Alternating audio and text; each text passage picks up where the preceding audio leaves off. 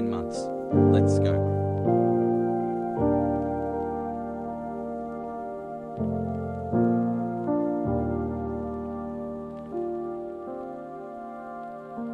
Arjan.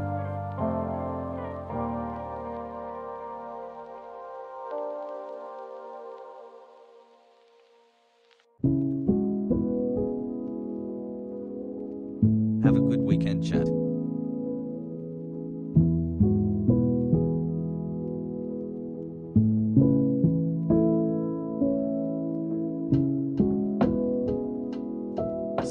Let's go, HOGWATCH.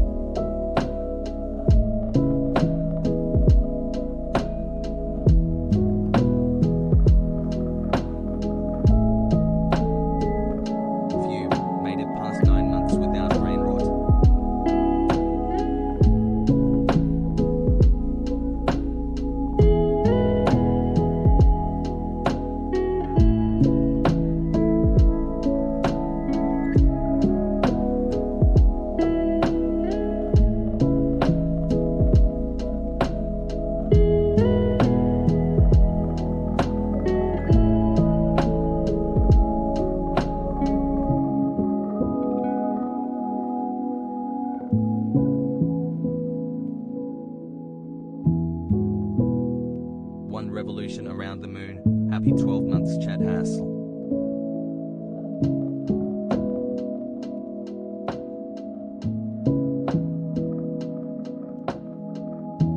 Hassel, hassel, hassel, hassel, hassel.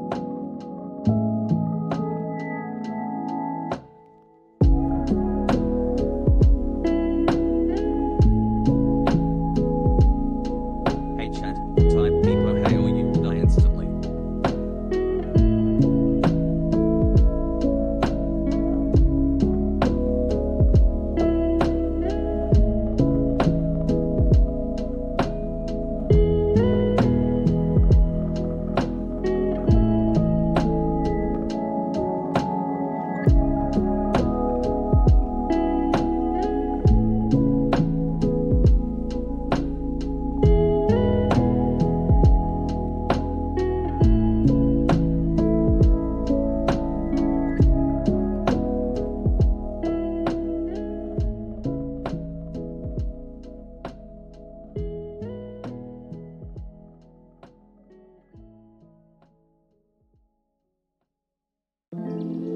All love.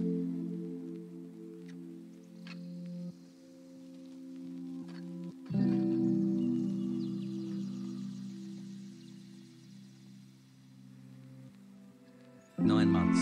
Finally time to disagree with Hasan.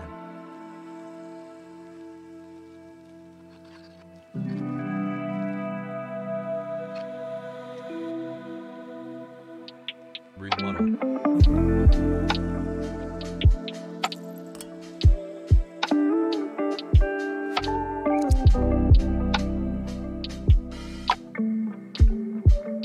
Keep being awesome. Thank you for all that you do.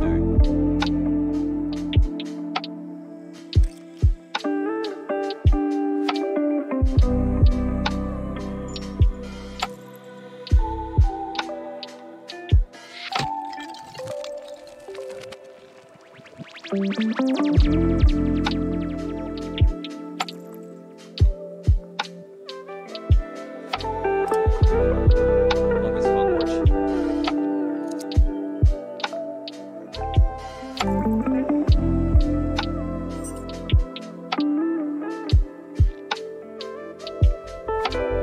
6 months.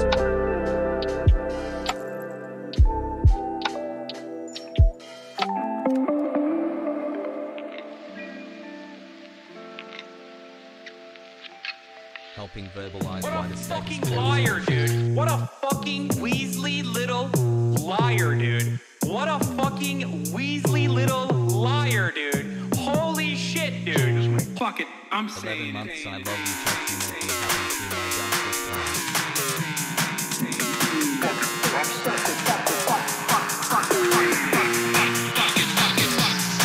Fuck it, America deserved 9/11.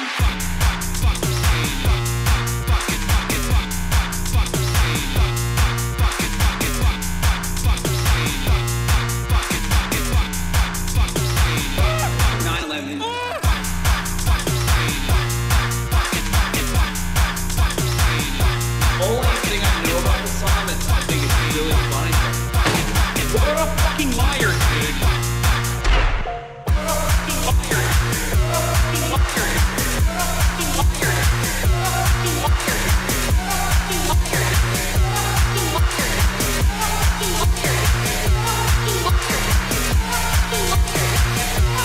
Fucking liar. Fucking liar. What a fucking liar, dude. What a fucking Weasley little liar, dude. What a fucking Weasley little liar, dude. Holy shit, dude. Holy fucking shit, dude. Literally lying. What a fucking liar, dude. What a fucking Weasley little liar, dude. What a fucking holy fucking what the fuck?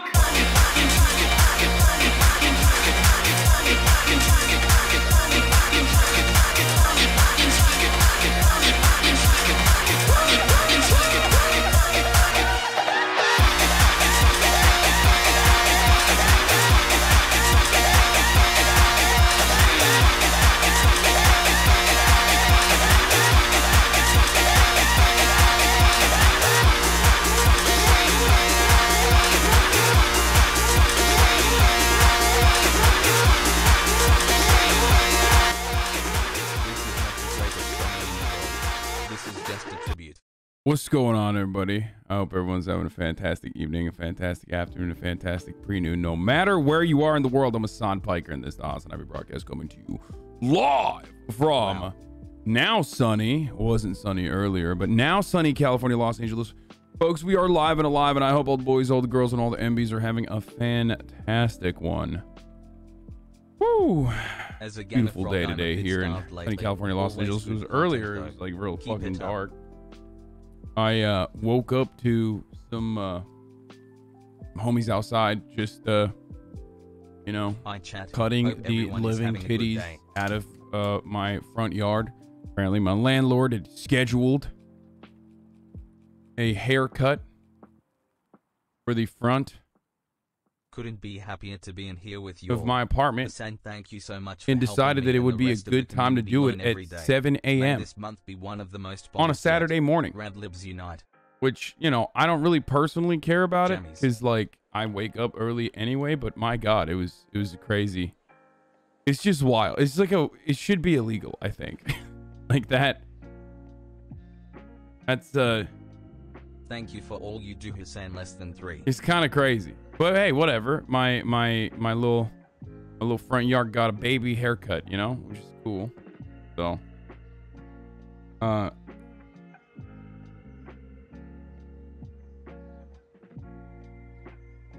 anyways, I was gonna say, I hope all the boys, all the girls, and all the MBs are having a fantastic one. It is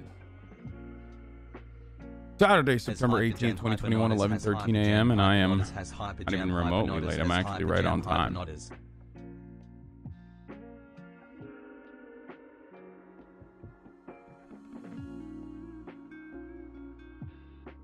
Dylan's interview was great if you missed it. Ooh. What's that? I don't even know what you're talking about. Can't believe I'm still here but got nowhere else to be. Is this what you said when you meant you're going to be drip feeding the gaming frogs? Yes. I'm going to be getting la caca out of the noses of all the gaming frogs. Okay? You had too much caca. Polga 15 months, let's go.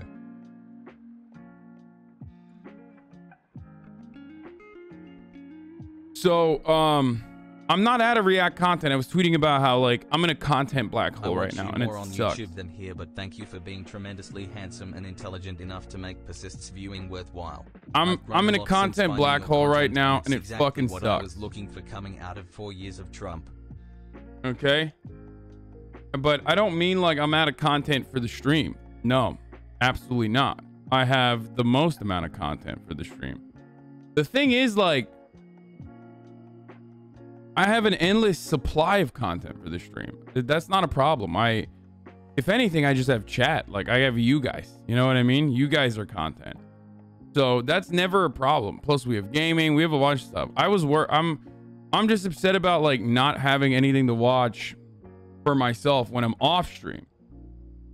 Because last night I had nothing. Like, I was looking around. I was flipping around. I watched the last, like, what if Marvel thing, and that one's like all right. What if the Marvel show?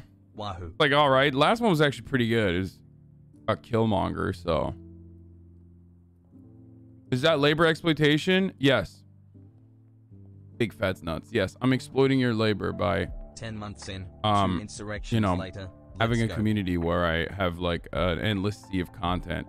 Because I can, like, what is this? Off stream for you?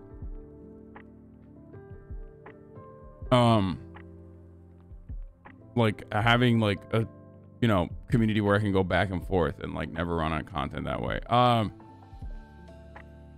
My friends work on it, most insane schedule. They're still working on the final episodes, which is wild for animation. Insane. Yeah, the animation is incredible. So shouts out to your fucking friends. So it's kind of funny because it's like, in the end, I am a content creator who also looks at like other content too, right? But ultimately, it's like the Pagliacci, you know what I mean? Like, I make content for you guys, 8 to 10 fucking hours, you know, 8 hours, 9 hours, 10 hours a day, and then when that's over and I want content, like, I got nothing. You know what I mean? And it's like, It's like the Pagliacci thing. I'm gonna go to the fucking therapist and be like, I have nothing to watch, doctor. I'm sad. And then the doctor's gonna be like, well, you should watch that HasanAbi guy. You know what I mean? The doctor's gonna be like, you should watch that HasanAbi guy. I've been watching him a lot. He's great. I'm gonna be like, doctor, HasanAbi is me. Dun dun dun. You know?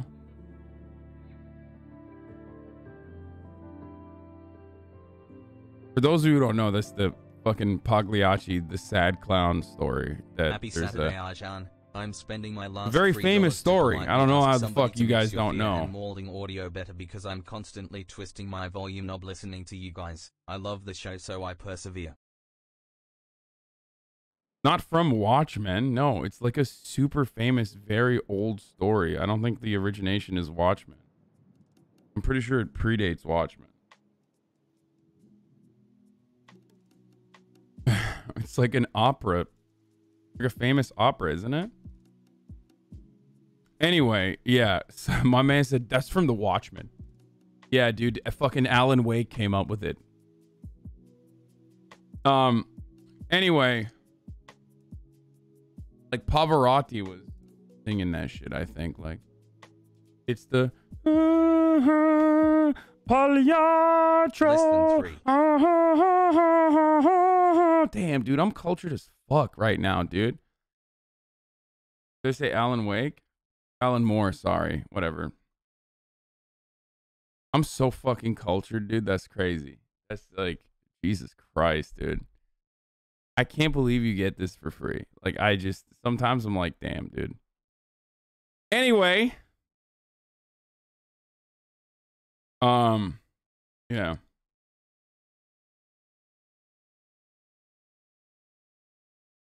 Where was I? So yeah. I just had nothing going on. My brother. Oh, I'll tell you guys a funny story. Okay, before I get to the HOGWATCH and the news and stuff. Couple funny things happened. One, there's a birds aren't real account, and I think it's like a meme account, right? I mean, I'm assuming that it's a meme account. It's like a famous meme, like the whole birds aren't real. The government has made those. My mom sends me a video and goes, is this real? Like, is this guy? Because like people on the internet are so deranged that my mom actually thought that this was like a serious person that was making an advocacy for how birds aren't real. And I found that really funny. Also, friend of the show and incredible labor writer Alex Press, who's visiting Los Angeles right now. Starting today, almost a year since I started watching Poggies. I've been like telling her to come on the show and stuff, but anyway, she hit me up this morning. She was like, "Can I hang out at your pool?" And I was like, "Sure." I'm not there. I'm not gonna be there all day. Like, you can go hang out all day if you want. I don't give a fuck. And I mean, this isn't necessarily to call her out or anything, because like, you know, she's awesome. She can do whatever the fuck she wants. But I find it really it's really funny because I texted my brother and I was like, hey, I'm just gonna let you know, like, you know, a friend of mine is gonna be at my house today. And Marat's like, oh, dude, I'm already on my way there. So like I bought a house for me and my family to live in when they're here, right? My family left after I bought the house. I haven't been in the house. I have yet to poop in the house. I've yet to take a shit in my own house. 9 months. Where's my child support? And Murat has been using it more than myself, which is wonderful. I mean, I want him to, and he's doing an incredible job. He's like fucking, you know, building shit out and, you know, doing a lot of work at the house too. But so they're just like, so Murat, his girlfriend, friends of mine, everyone is like, HOGWATCH returns, baby. everyone is like using the amenities, except for me so far.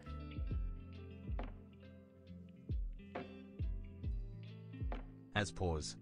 So yeah, and if you ask like why, it's because, well, when I said like I don't give a fuck, and I can literally stream out of a fucking cardboard box as long as I have like a solid, you know, steady, uninterrupted internet service, like I mean it. Like I literally just like this is what I like doing. This is what I enjoy doing. It's not even a fucking joke. They're pooping in all your toilets, bro. You won't get to break in your own toilets. Yeah, I mean, it doesn't matter.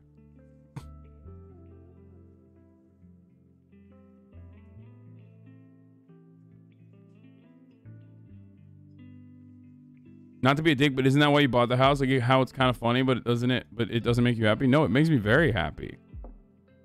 I hate like all the extra work. Everyone's using your house like everyone's using Donnie's car. No, literally, that's exactly what happened. 77. Anyway.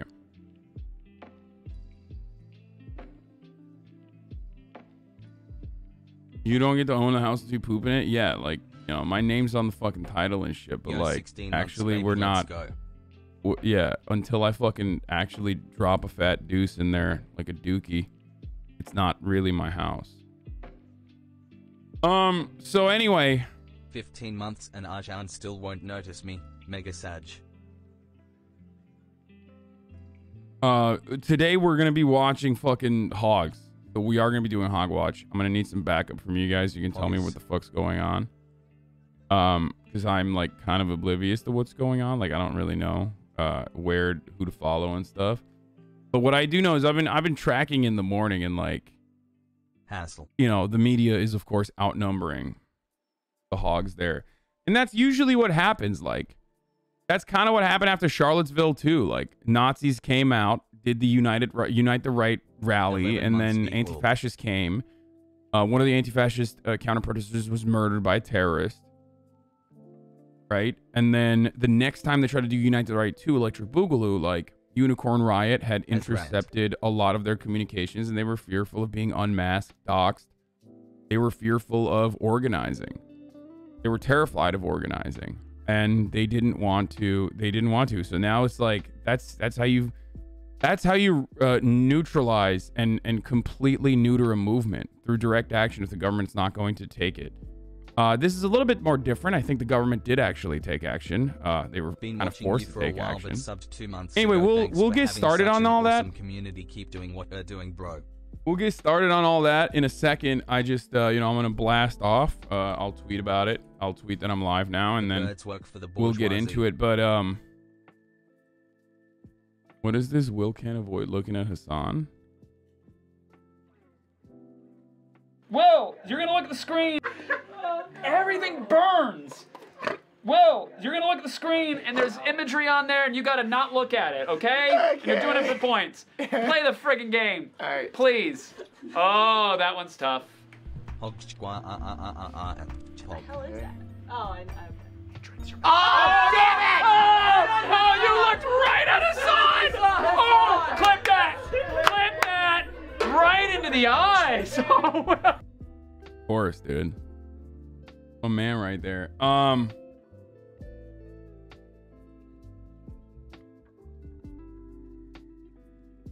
on.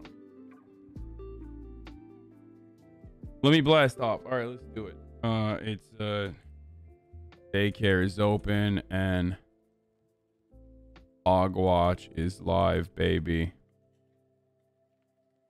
We got the justice for A6 protesters getting outnumbered by DC media as they try to do Jan 6 to Electric Boogaloo. Also, updates on Gabby Petito. Get in now. www.twitch.tv/HasanAbi. Bro, I by the way, I have a couple different problems that I've been like trying to fix. I have a couple different problems like trying trying to fix here. Like one of them is 9 my months Elgato. subreddit. I've been trying to fix my fucking Elgato for some reason. Like the Elgato is the thing that connects your PlayStation 5's capture card. For those of you who don't know, the uninitiated, it's a capture card. I've been having some issues with that for some weird reason. Like I've always had issues with it, but the only way 4 months. Keep the good vibes going. the only way that I can ever hear whatever the fuck is like on, like the only way I can hear audio is if it routes it through OBS, and it's really annoying. It's not the PS5, it's the Nintendo too. And I think it's because I have a Elgato connected to a Go XLR, and I just have no idea how the fuck I can like fix it. I don't know. Someone found this again on Twitter. This isn't satire. Yeah, that's Brian Kemp, baby. What do you mean? Soda said you'd be annoyed talking to someone like him. 7 months here. Hasan would get annoyed talking to someone like me. That's literally not even true. I fucking love Soda. The fuck? Someone as like politically disconnected. You would have way less YouTube videos about marching to Barbie Girl. Someone as politically disconnected as me would frustrate the living fuck out of him. He would think I'm kidding, like I'm joking. Because I've listened to his stream, and like I don't even know what a liberal is. Like I don't even know what that means. For the longest time, I thought it was like a type of sex. Like you have male, female, transgender, and liberal. I actually didn't know for like 3 years.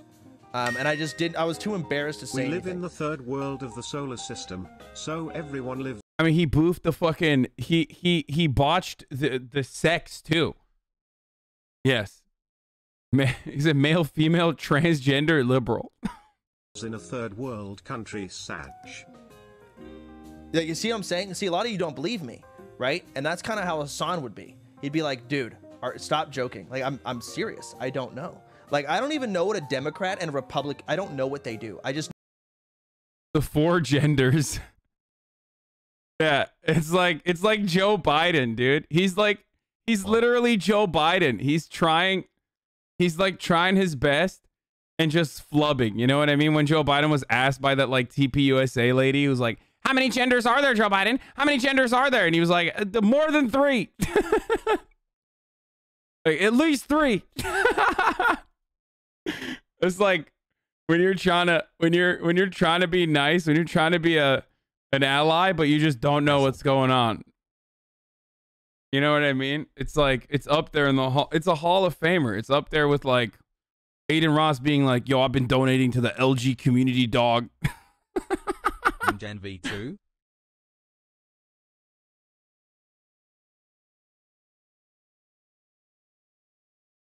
You know what I mean? It's like the same energy is just like, "Yo, I've been trying to donate to the LG community."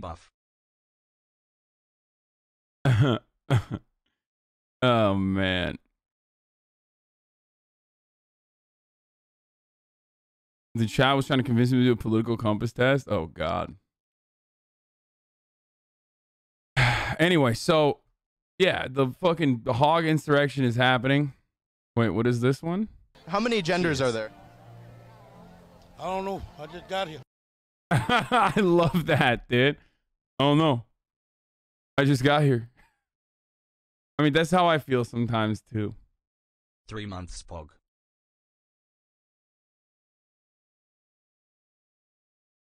Yeah, Bernie Sanders endorsed NDP and Hillary Clinton turned around and endorsed, Clinton and Obama endorsed, you know, the libs. Canada goes to the polls today. There was one party that stood up for working people in the pandemic. One leader who has the courage to make the wealthy pay their fair share so everyone gets the medication they need. That's why I support the NDP and Jagmeet Singh. Poggers.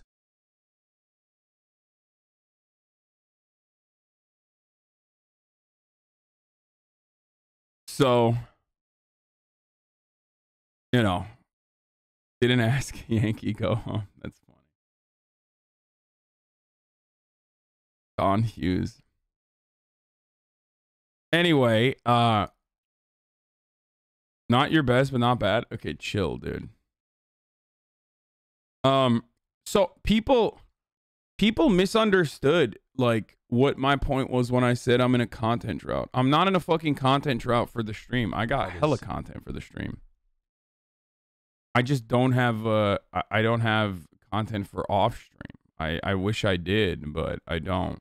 Like, I mean, like, I don't know what to fucking watch. Like, you know, movies and you know, VODs, stuff like that.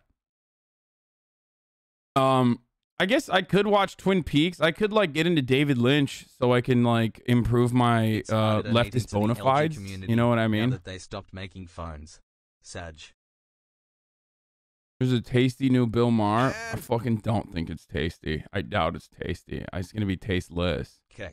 Here, let's watch some actually funny content first. Marjorie Taylor Greene is going crazy. Before we get into the HOGWATCH, let's watch fucking some hogs, okay? Yeah, I'm so conservative. I blow up government spending. I own guns that no one's taking away. My chainsaw's ready to rip up some regulations. I got a big truck, just in case I need to round up criminal illegals and take them home myself. That's such a funny fucking line. It's like, first of all, like, you literally got that from one of your fucking workers, okay? You like, you don't own that, okay? Let's be real. Secondly, like, you would shit your pants. You shit your pants and cross the other side, to the other side of the road when you see a fucking brown person walking by. Like, what do you mean you're gonna... What do you mean you're gonna fucking round them up myself, the criminal illegals? Like, shut up, bitch. Oink, oink. Wait, it's not satire? No, chat, this isn't fucking satire. Yep, I just said that. I'm Brian Kemp. If you want a politically incorrect conservative, that's me. No, this is not satire. Like, that's not... Chat. No, it's not satire. I don't know how to describe it to you. Conservatives... I feel like conservatives just, like, look at what we're doing. I mean, I tweeted about this already, but, like, I feel like conservatives look at, like, what we make fun of them for and decide, like, yep, that's the next thing I'm gonna do. That's the next thing I'm gonna do. Yep, I see these libtards are making fun of us for, you know, being crazy. Guess what? I'm gonna fucking play right into that meme. I'm gonna fucking lean right into it. Nancy Pelosi is sneaking the Green New Deal into the $3.5 trillion budget. And in 2022, I'm going to blow away the Democrat socialist agenda.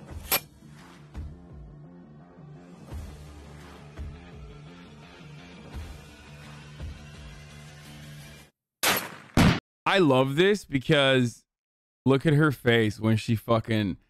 So the 50 cal has like massive kickback, right? Like it's gonna fucking...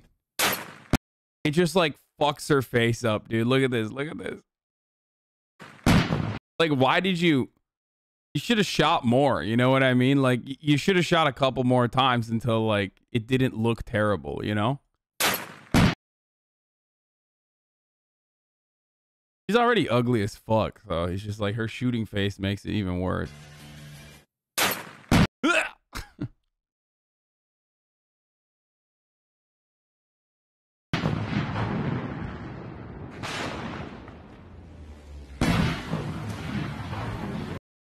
People are gonna be like, you're being disrespectful to people that look like Marjorie Taylor Greene. Motherfucker, no one looks like her. Like, Marjorie Taylor Greene, like, when I body shame her, like, the only people I'm body shaming are fucking, like, Titans from Attack on Titan, okay? And, you know, they'll be fine. Like, you literally can't be like, oh, I'm sorry. You know, when you make fun of someone like Marjorie Taylor Greene, you're making fun of people that look like her. It's like, no, there is no one that looks like her. She literally is a Titan, okay? She's like a different breed. Her face looks like an activated behemoth. Oh my God, you're right.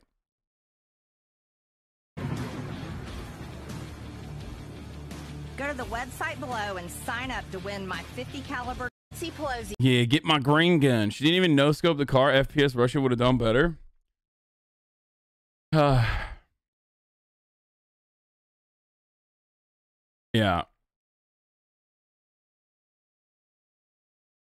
You have no idea what it's like to be ugly, dude. Shut the fuck up. Stop insulting people's appearances, you arrogant prick. Shut up, bitch. Thank you for 6 months. Every single person that's like, I'm so ugly is literally not even ugly. And they just like, they have an ugly personality as a consequence of insecurities that they've developed. Like, there's no such thing. Okay? Your personality plays a gigantic fucking role in how people perceive you, bitch. Shut up.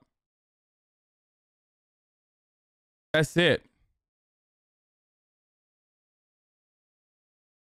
Bro, she is like Marjorie Titan Greene looking ass.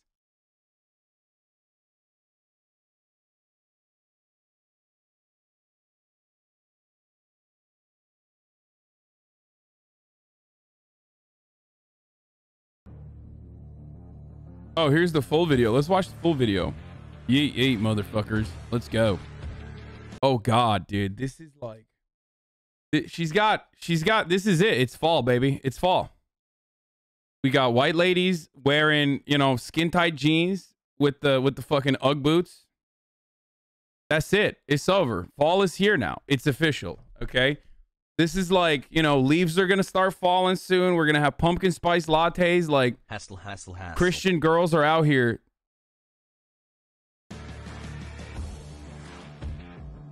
Joe Biden abandoned Americans in Afghanistan, got 13 of our best soldiers killed, gave a kill list of Americans. 13 of our best soldiers. Gaming? Like if they were bad, it wouldn't matter. Is that what she's saying? Like, these were our best soldiers. Like, you don't give a fuck, idiot. Shut up.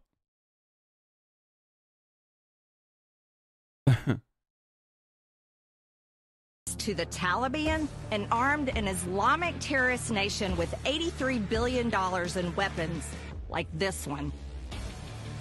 Biden should... Yeah. Okay. What? Wait. What? Wait, hold up. Instead, Joe Biden should be given. First of all, how is it Joe Biden? Like, I mean, Joe Biden definitely without a doubt is responsible for a lot of bloodshed overseas, but like singling him out and not like George W. Bush, Obama, Donald Trump, and like how all of those other presidents also continued the exact same like idiotic, foolhardy, and oftentimes like violent endeavor of trying to train the Afghan troops that would literally just like turn around and murder the American troops. Like, that was a big part of the combat deaths for American soldiers for a long time when the training program started. Like, but it goes even beyond that. I know, Chad. It goes to Reagan. It goes to fucking Jimmy Carter. Like, but like singling Joe Biden out for it is pretty funny. But another part of this that's hilarious is like, she's like, let's go. Joe Biden gave Muslim terrorists weapons like this one. Instead, Joe Biden should be arming Christian terrorists like me. So I'm going to do some terrorizing right now. Biden should be impeached. Now I'm doing a gun giveaway of my own, but for Americans only. I want... No Taliban allowed. So, does this mean like, how do they get this screenshot? Or are they just like some Taliban dude, like that one that fucking posts 4chan posts? He's like, oh yes, I would love to get this. Marjorie Taylor Greene, I love you. I love you. I would love to get this weapon. Oh, I've been needing a new 50 cal. Mahmoud took my other one, bro. It's terrible. It's terrible. He won't give it back. It's fucked up, bro. And he's like logging on and it's like, oh no, it says no Taliban allowed. What the fuck? Ah! I cannot believe they have all of our IB.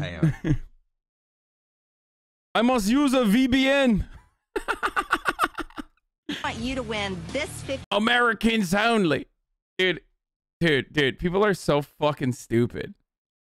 Like, it's just American hogs especially are so fucking stupid that it's like you need to like serve them the rhetoric like with a shovel, okay? They won't understand it. Like, you need to just be like, I'm racist and I'm doing racism. Fuck the Taliban and the Muslims, okay? Joe Biden is responsible for all the wars and all the bad things.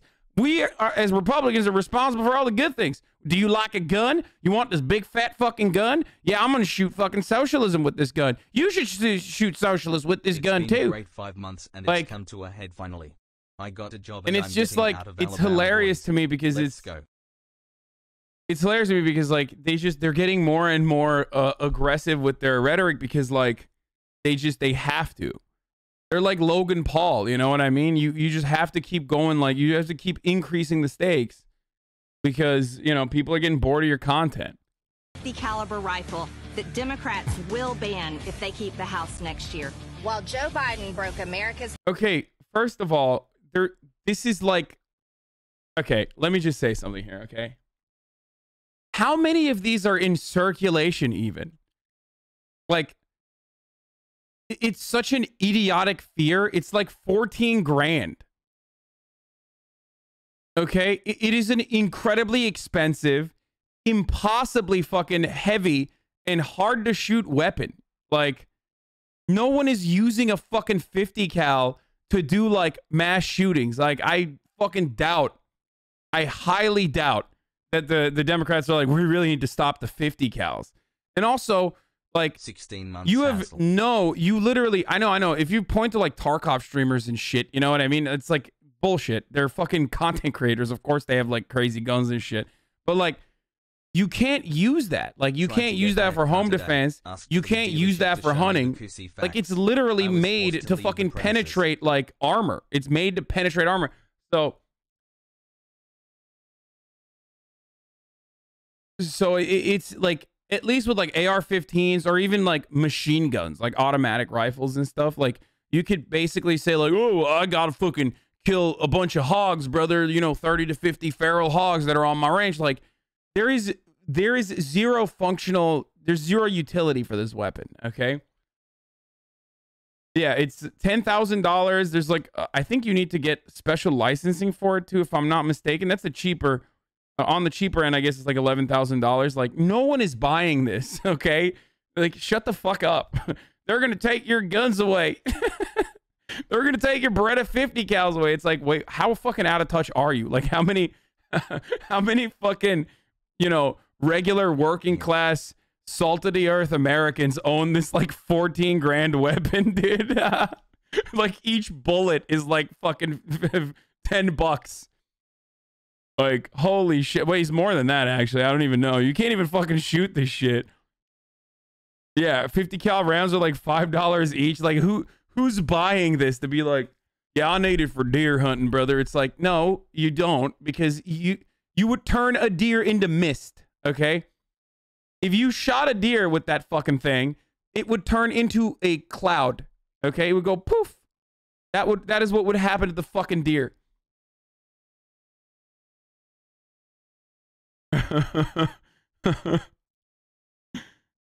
You can't use it in your house. That's good soup, brother. Yeah, it's an anti-material, is it? Yeah, it's for vehicles. Away, but by God, if they take away my 50 calories, Barrett. It's literally made. It's a weapon specifically invented to penetrate armored vehicles. Amen, brother. 13 months of listening to a demonic. I've joked about this a lot because it's like the funniest fucking thing to try to like say, I need it for home defense.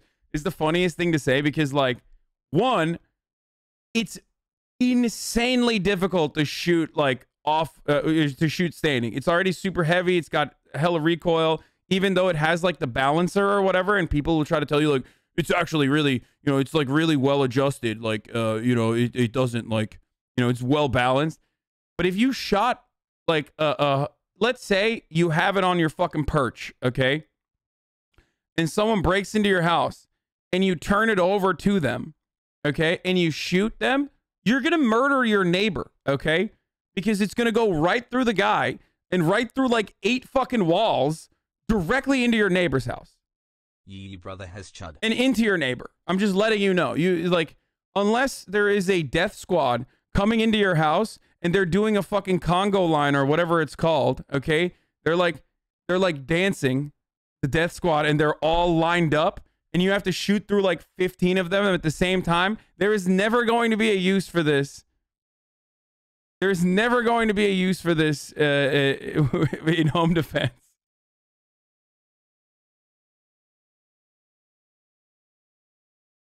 You wouldn't be able to move the gun to kill the intruder before they killed you? Oh, 100%.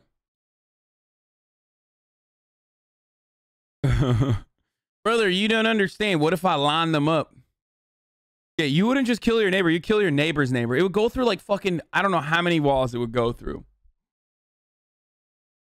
Yeah, that's right. I'm a Sump. Ladies and gentlemen, I'm Hank Pecker. This is my everyday carry. I got a Beretta 50 cal. Yep, these are $5 a pop bullets. Okay, every single bullet's $5. You know, I put it into good use. Yep, that's right. You never know if a Nicaraguan death squad is coming down, knocking down your door. You know, El Mazote. You know, they're gonna do that here in America, right? So, you know, you got to line them up. You fucking line them up in a single file line, all 15 of them. Okay, they're coming in. They got their guns. You say, hey, you stand right there as I line you up perfectly. To line you up perfectly so I can shoot all you at the same time. I need to kill the 30 to 50 feral hogs that are conga lining onto my property? Yeah. Smart Every Day is a video about the 50 cal if you want to check it out. It's just like so funny.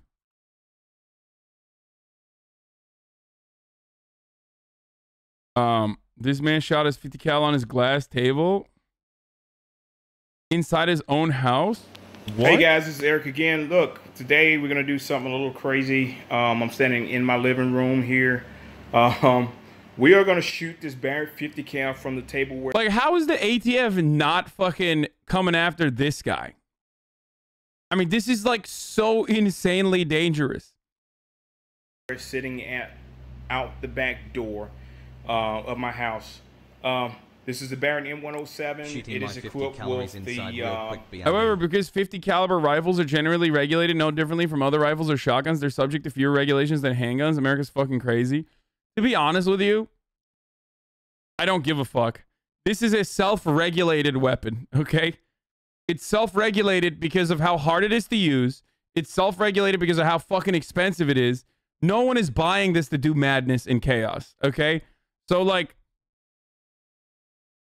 it's not like, this is not a real thing, okay? It's not like a real, it's like the modern day equivalent of purchasing a fucking cannon and then people being like, oh my God, I can't believe they're selling cannons out there. It's like, dude, it's like, good luck. Like, who are you gonna fucking murder with a goddamn cannon? You know what I mean? Like, what are you, is this the fucking walls of Byzantine? Is that what we're worried about right now?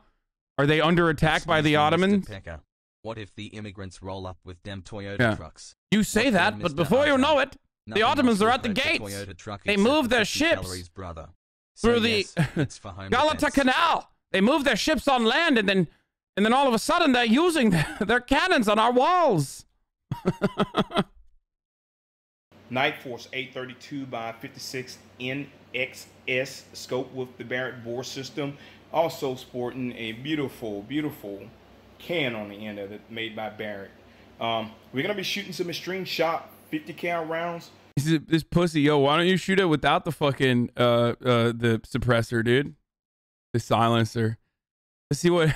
Blow out your fucking eardrums too, as you blow your back out. Blow out your fucking eardrums, and you blow every single fucking wall you have. You guys do some research on extreme shot. They are some very, very expensive, but supposed to be some really, really good rounds for different things. Dude, look at that. How much are those rounds now? Because I know ammo is really fucking expensive now. Like, I know that in like normal hog American times, they were like $5 to $10. I feel like these are more expensive now, right? From what I understand, it reacts to body heat, body fluid, and all that good old stuff. I don't know. But we're going to test this gun out today from shooting it inside of the living room and just seeing how it's going to go. Never shot a 50 cal inside of the house before, but we're going to try it today. And again, here's the rounds. These are extreme shot, subsonic rounds. So it's probably not going to cycle the bolt being subsonic on this 50 cal, but we're gonna see what she do. So let me get suited up. Well, not really suited up because I'm not gonna wear ear protection when shooting this thing.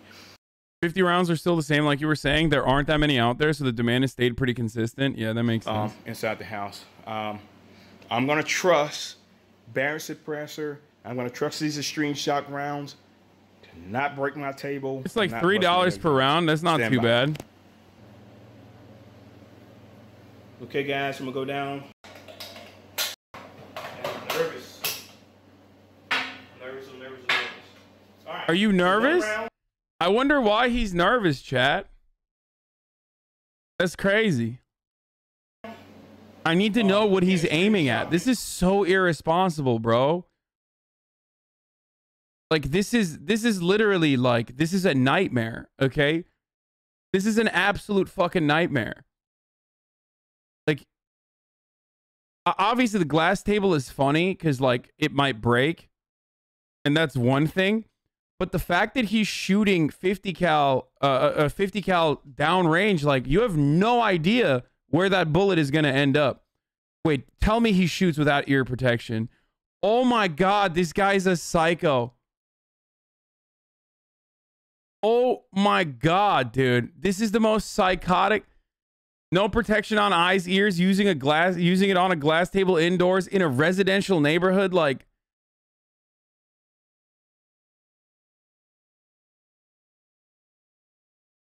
rounds. I'm gonna do one round sitting in my living room. I thought only white people do this shit. No, brother. It's America, baby. That's right. We got all kinds of hogs out here now. You can shoot suppress subsonic without ear protection. Here we go. Comfortable here. Oh, heart's pounding on this one, guys. All right, fire in the hole.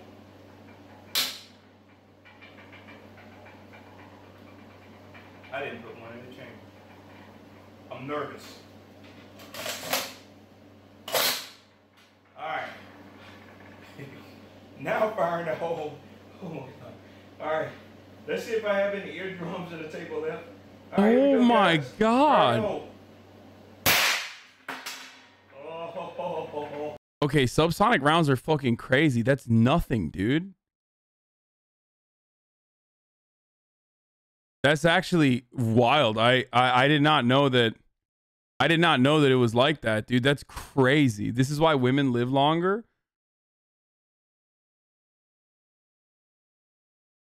That is, bro, that's terrifying. That is terrifying. It's terrifying that that's an invention, but it's also terrifying that that's like in civilian use. Like now, okay, now I take it back. It's the $6,000 can he's got on it. Oh, that was beautiful. Beautiful, beautiful. And I still have my eardrums. That wasn't loud at all. I love this. Love it, love it. Wow. Bro, that shit fucking 1 year and so much. That shit fires like a BB gun, dude. Like I feel like BB guns make more noise when you fire them. What the fuck?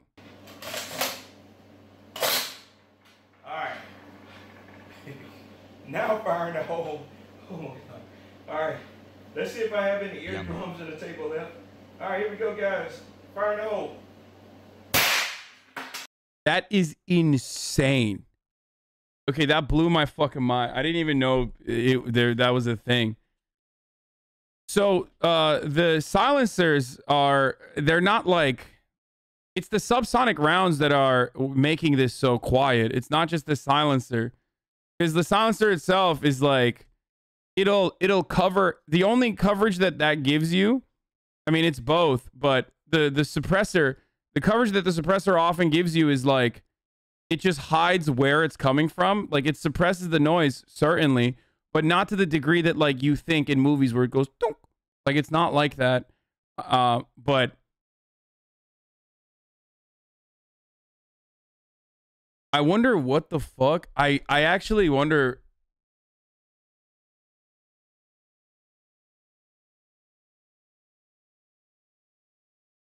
Dude, I do wonder where the fucking bullet went. Lesser gunpowder amount is making the most difference.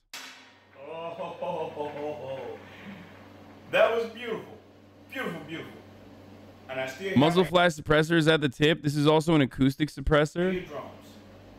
That wasn't loud at all. I love this. Love it, love it. Wow. Let's get this ejector round out here.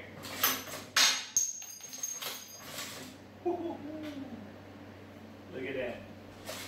That's just toxic. Like you're just peppering your fucking living room with fumes and gases and poison and lead for literally no reason. But hey, fuck it. What do I know? Yes, sir. It's my round. That was pretty nice. Again, My dad had an AR-15. He let me hold it once. I told him this was too much for anyone to have. He doesn't have it anymore. No, I mean, I've shot plenty of AR-15s. AR-15s are fun as fuck to shoot. Like, they are easier to shoot than handguns. That's kind of the point, and that's kind of the problem with AR-15s.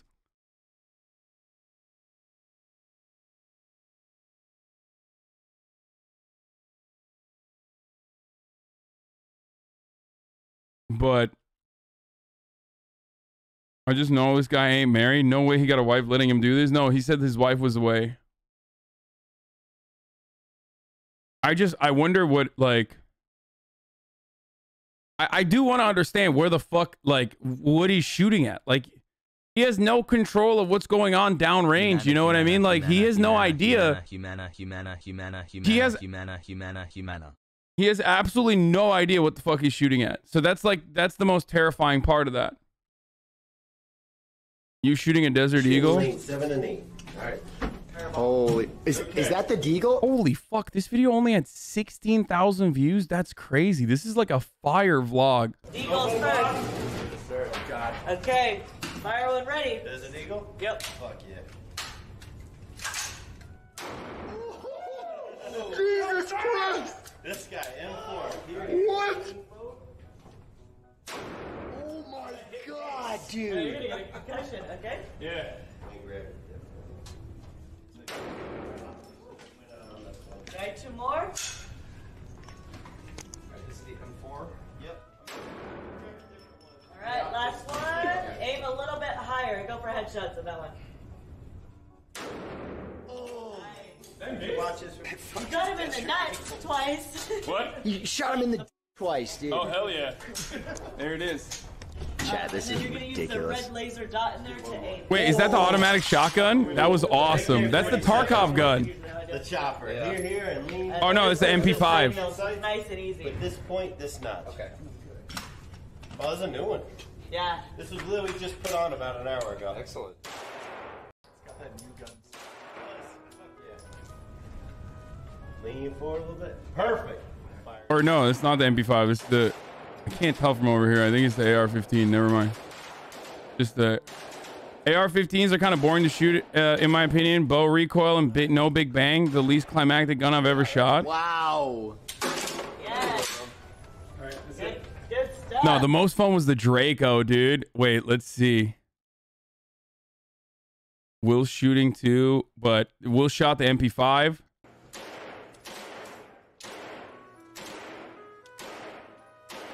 Will's chicken winging it. Will's chicken winging it.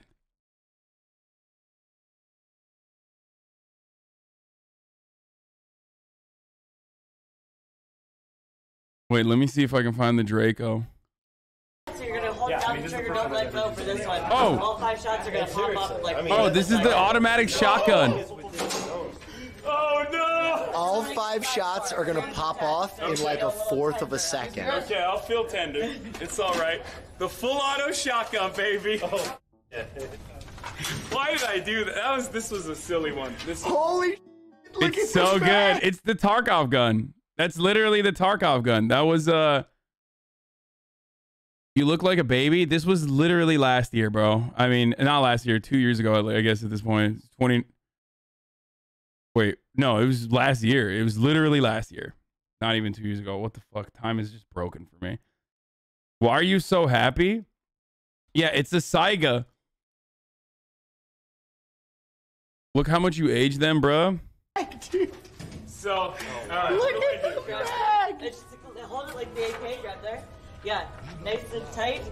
You want to lean your chest in it like Oh, what this. the fuck? This sucks. Aim for that aim where his nuts are. Okay. And I don't stop pushing? Don't stop. Don't stop. Go! Oh! Oh! Wait, did I get all of it? Yeah. Yeah. Gotta do one more. You got all that one. Dude, the Draco was the most fun. Is the riot over?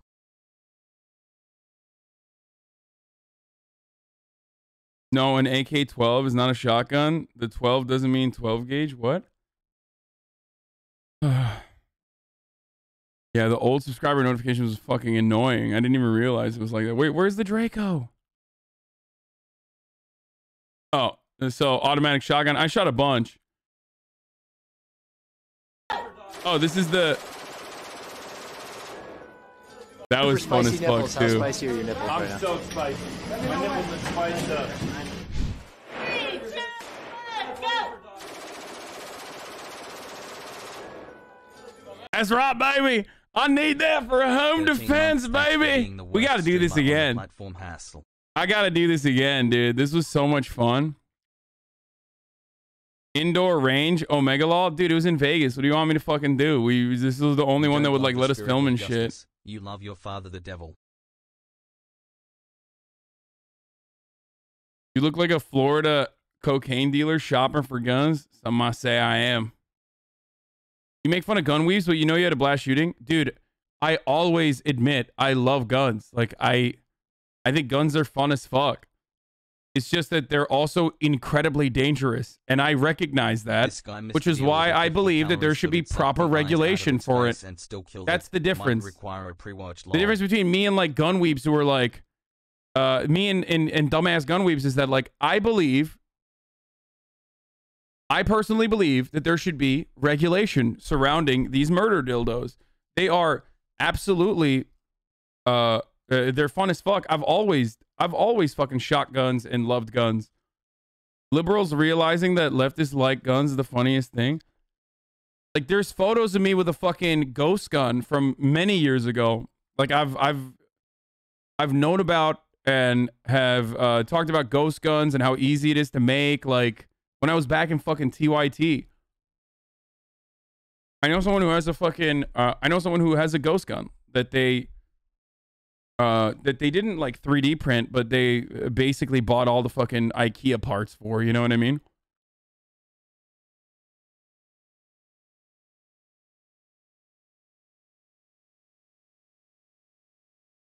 Do you think that the cloud that you have now, you wouldn't they wouldn't let you go into a hog-filled gun range? No, gun folks are, even hogs are so fucking nice because they love when people come and appreciate what they appreciate. They're just like, fucking, this is their hobby. So you have people that are, you know, paying you to have fun and experience your fucking hobby. The only fear I have is, like, what if some psychotic person, like, comes with a gun to the range and then turns it on me or some shit. That's the only fucking fear that I have, is, like, some psycho. You know what I mean? Like some fucking incel freak or some shit like that.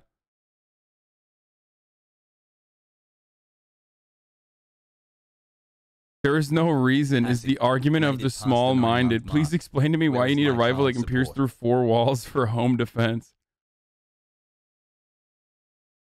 There's a 0% chance this dude has fired this gun more than 10 times. There's also no reason to have an anti-material rifle outside of the shooting range. This is just tactical nonsense. It's true, though. Actively shooting guns in your free time. You did this shit with your house, and you do it every fucking day with the top of the hour, every hour ad break. Oh, god damn it, dude. It is fucking top of the hour. It's top of the fucking hour, and it's time for a 60-second ad break, okay? Oh, here's the Draco. This was the most fun. Yeah. If you want an uninterrupted ad-free broadcasting experience, dude, you need to subscribe, okay? Or you don't have to. Like, trust me, you don't have to. But you can for $4, because it's September. It's 20% off. Or you can do it for free with a Twitch Prime. Or you can use an ad block or a VPN if you like, yo, fuck this guy, I don't want to subscribe to him. But Twitch Prime is free as long as you have an Amazon Prime account that you've stolen from someone. You know what I mean? Anyway, here's the ad break now. Thank you, Dono, for reminding me. Also, here, let's watch. This is the Draco.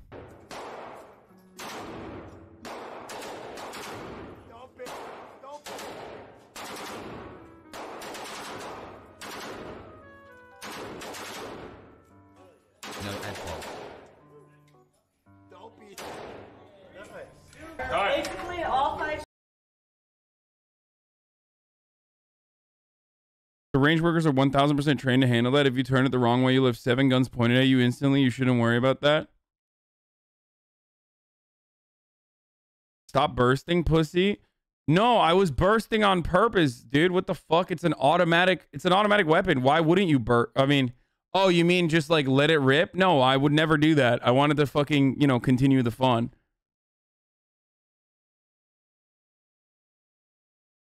Yeah, why would I fucking full auto and just like let it out, let it rip for like fucking, you know, let it rip for like fucking 10 seconds and then it's over. Like the fun's over. I want to keep it going. It's like when I lost my virginity, I was like, I want this to last as long as I possibly can. Cause like, I don't know when I'm going to have the opportunity again. We should be encouraged. You know what I mean? Like that was the same mentality I had with the fucking gun. So crazy to think there are 16-year-olds in Chicago with Dracos on the street. Yeah, it is crazy. It's fucked up. It's not good.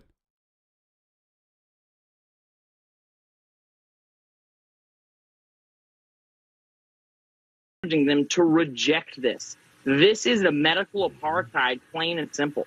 There's over 100 million Americans who are not vaccinated. I think it's even more than that. And if they want to start shutting down air travel for these people to get around the country, I think that's actually a constitutional violation because you actually have a constitutionally protected right to free, unrestricted travel within the United States of America. And I love that these motherfuckers are like, we want to do Oregon Trail, like, again.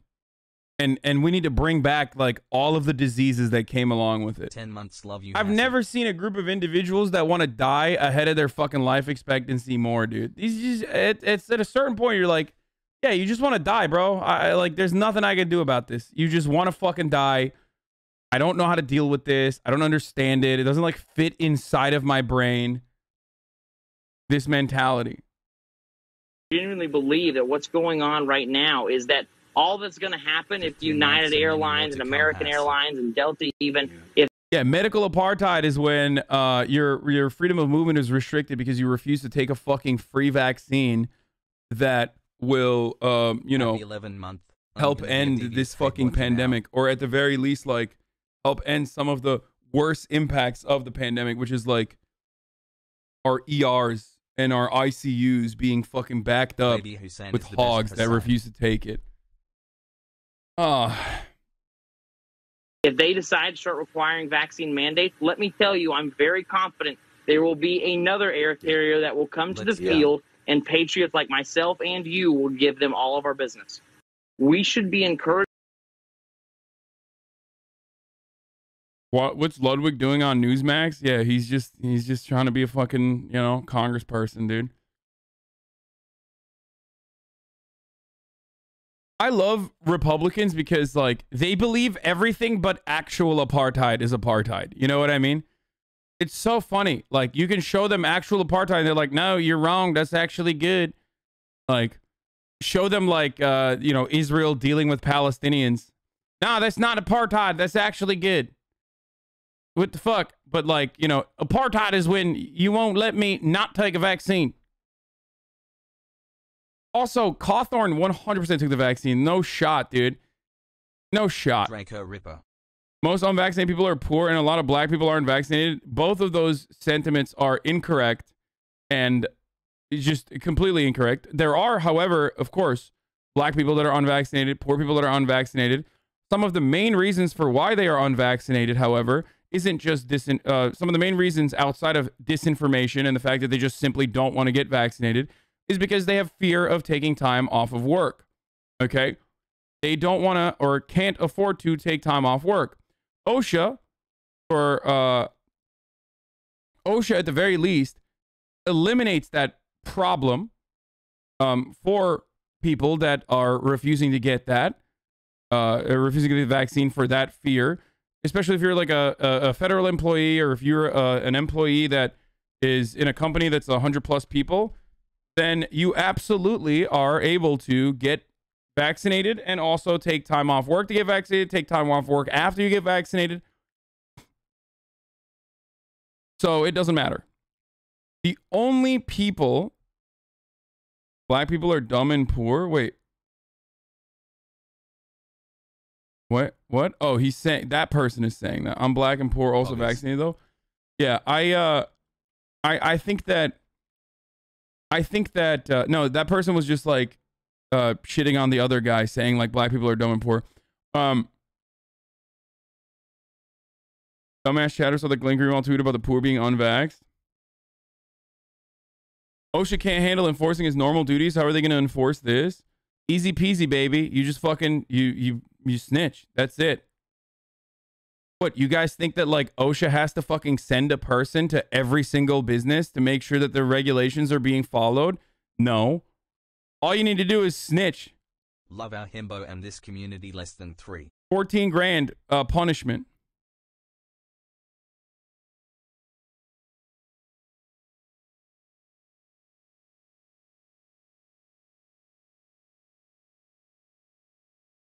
Like, OSHA's existence is the reason why we have regulations, not because they're like literally going into every workplace at all times and making sure that fucking, you know, people are wearing hard hats and shit. Okay.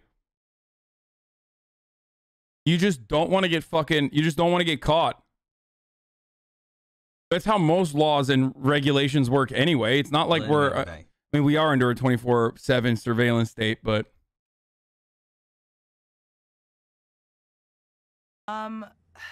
You know, I Awkwafina addresses controversy of using Balccent in films. The fuck is that? I don't even know what this is. I'm open to the conversation. I think it, you know, it's Shooting socialism with my free Twitch it Prime really has is done. something that I think is a little bit multifaceted and layered. And so, yeah. He's from Queens. Who cares? What is this? I don't get it. I don't understand. Like, why are people mad at this person? She's doing a Balccent or something? What is the problem?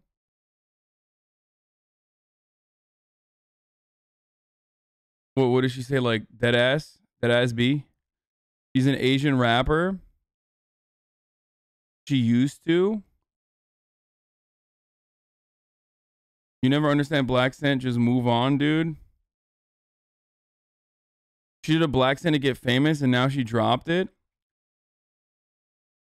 I know what a Balccent is, man. You don't have to fucking be like Balccent equals black accent.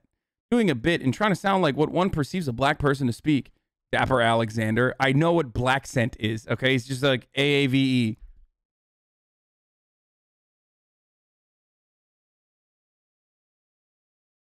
Gotten a lot of flack for blackfishing in the past by using AAVE Balccent when she was coming up. Okay. She's a black. Okay, show me what she's doing. I want to know. No, I just don't know who the fuck Awkwafina is. Okay, I don't know who the fuck this person is, so I don't know why the fuck people are upset or what she's done.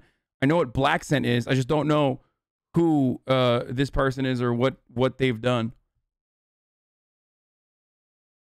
Here's a role in Crazy Rich Asians.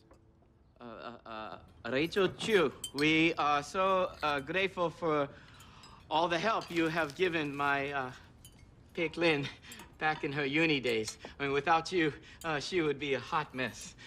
Oh my God, no, actually, if it wasn't for her, I'd be a big mess. She was a huge help to me in college. It's nice to meet you, Mr. Go. Nice to meet you. I figured not you. Oh my gosh, she doesn't speak in the entire fucking video. Awkwafina Balccent video. Live your dream, but don't sleep. 5 don't months sleep, because she might disappear. Saw that? Sweat, right? Yeah. She came back, though. She like...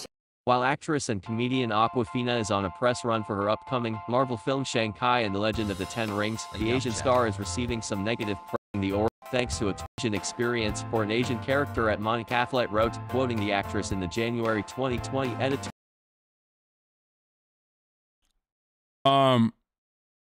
Do people understand that this, like, I just, this is like such a fucking, I don't even want to talk about this. I don't. Why is this fucking news, dude? Holy shit. Like, she's fucking, yeah, it's the role. Thailand, Brunei. She's playing a role. And especially if she's from, like, especially if she's from that fucking area. Like, I don't know why the fuck people are just over it. Especially if she's from, like, that's like how she spoke when she grew up. And it's authentic. It's not like she's from a fucking suburb or some shit.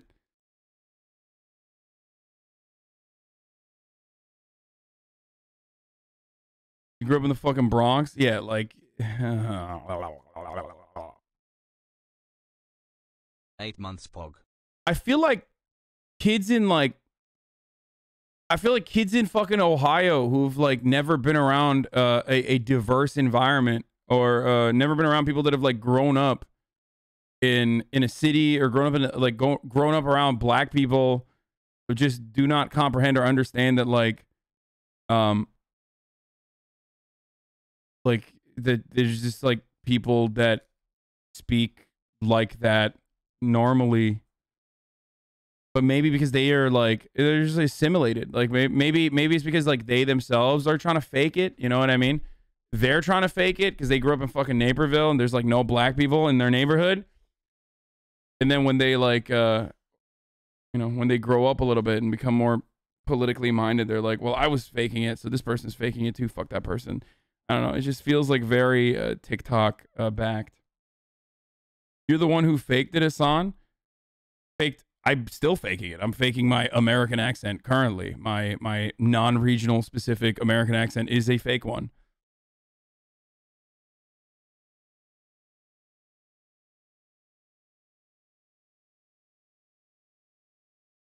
Accents are regional, cultural, not racial. If you're from a region and culture, you speak the way others are from speak. Yeah. Here's some more cringe. Dog, the industry plants are mutated. Sucks. I'm an artist from the middle of nowhere. I've never gotten lucky or had any overnight success because I refuse to sell my soul. My life is pretty boring, but I know my music is special, and my videos are gonna win a Grammy. The only thing I don't have is a friend, because my best friend, who I thought was my biggest fan, turned out to be my biggest hater. I don't need her though, because hopefully I have you. Let's prove her wrong by blowing this shit up. Sharing with everyone, clicking the link in my bio so we can get to 1 million streams in the first week. When our song goes platinum, my life fucking sucks. The fuck? Do you have any black friends? No. Not a single one. They're like, I mean, who's paying for these extremely high-end videos? Little Miss Artist from nowhere. But I shared it with the world in the wrong way. I was in my feelings because my best friend fucked me over. She's doing the most to blow up. My life is boring. Her song is boring. It's delusional. Can't sing. Bro, your friend was, like, just correct. I think that's why you're the most upset, because... And I want to do whatever it takes to prove her wrong. It came off super ignorant, and the last thing I ever wanted to do... Bro, what is going on, dude? What is going on right now? What is like, what are these videos, dude? I fucking... Dude, ban TikTok. Ban it. Ban it. I'm once again saying ban TikTok, but no one is listening to me, okay? Why is no one listening to me? We should have banned it long time ago, dude. Or just, like, bring porn back to Tumblr so all the fucking weirdos go back there. I mean, but it's too late. TikTok is weird as fuck on it. Like, at some point, we just gotta remember, at some point, we have to recognize that, like, we are the weird ones, okay? It's not the social media. It's us. We ruin everything, okay? We just ruin every fucking thing.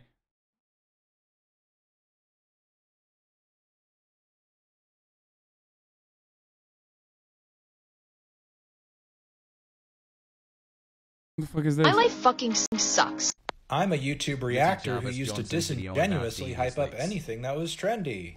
But I got tired of cosplaying as rappers and have started cosplaying as Billie Eilish. While trying to pursue a music career with my YouTube channel, I wiped of all of its reaction content. Sadly, my music can't stand on its own, so it needs to be carried with flashy videography, as well as a manipulative social media campaign, where I try to sell you on a sob story, while throwing other artists under the bus who have I love that because I refuse to sell my soul. Like, that's the funniest part about it, dude. It's like, yeah, that's why. That's why your music career hasn't taken off, because you didn't sell your soul like Lil Nas X did. Probably had a harder time than me. Don't worry though, I'm not selling out, I'm buying in. With every advantage I've got. Because I'm entitled to your attention, and I don't care how I get it, because... My life fucking sucks. I'm a... That's a great video. Let's talk about... Dude, I love Fantano. Dude, what a fucking melon. What a wonderful melon that is.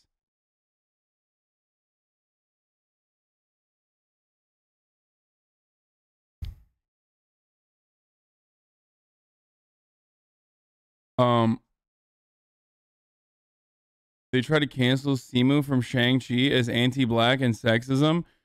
Well, didn't he also... So Simu Liu, I don't know if I'm saying his name correctly, so I'm sorry. Reddit debacle is really annoying me because if you took 5 minutes to fact check, you'd find out that it's all nonsense. If you're not lazy to do that, here, I'll just do it for you. They found his like Reddit or something. Firstly, you can find a backup of everything Simu ever posted on Reddit here. Yes, this was his account. He has comments dating all the way back. Now for the made up shit. Posted in Incel subreddits. The subreddit was not an Incel subreddit. Oh no, wait, he was posting an ACN identity. Oh no, okay, dude, that is a fucking, oh no. Okay, that's spicy. That is definitely an Incel subreddit, but like kind of, but you might not know that. You might not know that. This subreddit was not an Incel subreddit. Oh, they're saying it's not an Incel subreddit in 2016. Okay, that makes sense. That makes sense. Everything turns into Incel subreddits. Eventually, every subreddit turns incel and Nazi eventually, but it might not have been that way. Okay. Simu found this post because it's about Kim's convenience. All 4 comments he made are the same post. Thanks, man. I don't think I'm famous enough for people to want to pretend to be me. Haha, but thank you. Context goes a long way, folks. Here's the post and comments Simu replied to. Isn't one of the things that he was saying that he's like, he like understands, he had to do like research to play a pedophile or something. And then he said something along the lines of like is that fake or is that real? I think that was like the main thing that everyone was like fucking freaking out over. Context goes a long way, folks. Here's a post he made about, replied every post he made in the subreddit. Notice they're all on the same post by Kim's convenience. Then there's this one in which Simu says he hates terrorists. I'm not sure what the gotcha was there. In the context of the question, he's replying to, he just says he hates terrorists. Think it's okay to strap a bomb to themselves and walk into a school, kill mothers, and attempt to brainwash the children to fight as soldiers? Think that women shouldn't be allowed to show their faces in public? Seriously, guys, get some fucking real answers in here. What a pool of first world problems. What is something people do that makes you instantly despise them? Wow, dude. He said, I hate terrorism.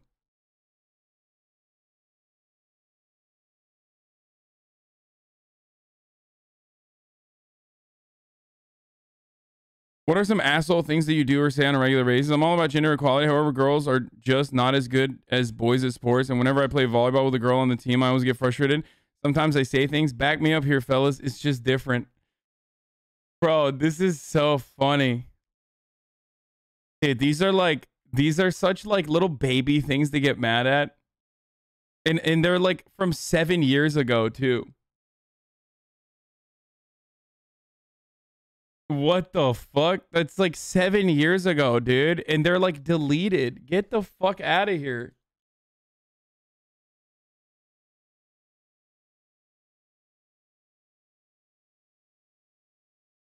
I wasn't an idiot 7 years ago. Shut the fuck up. You're still an idiot. You're saying idiotic shit right now. It's not the point isn't like, oh my God, well, 7 years ago they were 23 or some shit like that. The point is, 7 years ago, you were a different person. Like, you might have fucking changed your entire worldview over the course of 7 fucking years, dude. Are you nuts?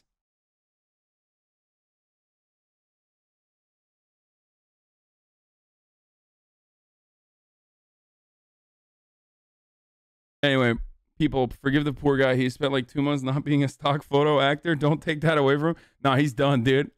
Nah, he's not done.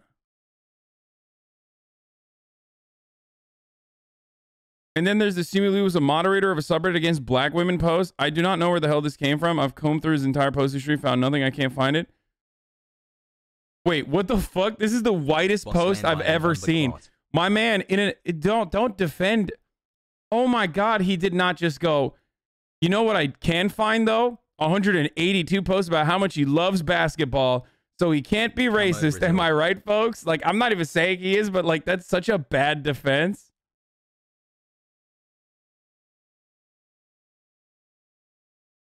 Okay, this is way better. Maybe he wasn't saying that, but your comment is absolute bullshit. It really doesn't matter if you see color or not. The people around you do. I identify as Asian specifically because I'm treated as such. It's really that simple. Nobody's crying about your hurt feelings. The other people are racist against whites too argument. The guy whose comment you responded to is such fucking bullshit. I hope everyone can laugh at the stereotype and realize not all Chinese people are like that. Sorry to be that guy. Just struck a bit of nerve. Okay, his anti-racism revolves around anti-Asian racism, though. The only thing that, I mean, all of this stuff is like stupid as fuck. So in short, Simu Liu is not an incel, and based on the fact there's zero evidence. So why did Simu Liu delete his account? Probably because he spoke about his sex life or how his ex-girlfriend broke his heart. Intimate things that you probably wouldn't mind a few peeps on Reddit knowing before you were famous, but not the entire world now that you're Marvel famous. So, that's the only part. The only, like, spicy thing that he's talking about is pedophilia. And there is, like, because I read the post. There's one part of it that sticks out, and that's, like, that's a big no-no because of how much pedophilia and homosexuality have been compared to one another by psychopathic Republicans and just like reactionary people in general. But if you read the entirety of the post, he's talking about like non-offenders that have no way to like reach out to people to get medical help. Here, I'll read it. It is just a debate lord post? Yeah, like, I think it is a debate lord kind of post. Now, do I think the comparison between gay people and pedos is great? Nah, it's actually pretty awfully worded and structured. However, I think Simu's point about gay conversion therapy and pedophilia conversion therapy was spot on. I think he just kind of ran with it, sprinted with it, to be honest. The main point is, the difference between a pedophile and a gay person is that a gay person is not hurting another consenting adult. Okay. Whereas a child cannot consent. So a pedophile inherently, of course, is in every single instance, if they act out on their desires, actually hurting people like in devastating ways. I can't believe we're having this conversation. I can't believe like that. Like this is, it's like an insane thing to even put side by side. This is not like something that I'm saying that is insightful, but I can't believe that I have to explain it. In the most charitable way of reading what the fuck he was saying, in the most charitable way, I think he was like just talking about how pedophiles who never act out on their desires have like they have no opportunity to get help like ever. You know what I mean? Does that make sense? I left for 5 minutes. What happened? Okay. Here, let's read it. Where's the fucking post? We'll get to the Dave Rubin post in a second. He's recognized. Disclaimer, if you dig far back enough, I'm sure you'll find a more immature version of me who gave in to the anger and hate. It doesn't make me a hypocrite. It makes me a human being. Mentalities evolve. We shift, right? We shift and we grow and we all... Yeah, I mean... Yeah, I mean, this is like... Nowhere in this statement do I see an apology. For what, dude? Apology for what? Preemptively apologize that someone's gonna find his like old post that he'd fucking deleted? Fuck these people, man. Yeah, I swear to God. Like, this guy came from the future back to like 2019 to demand an apology from him.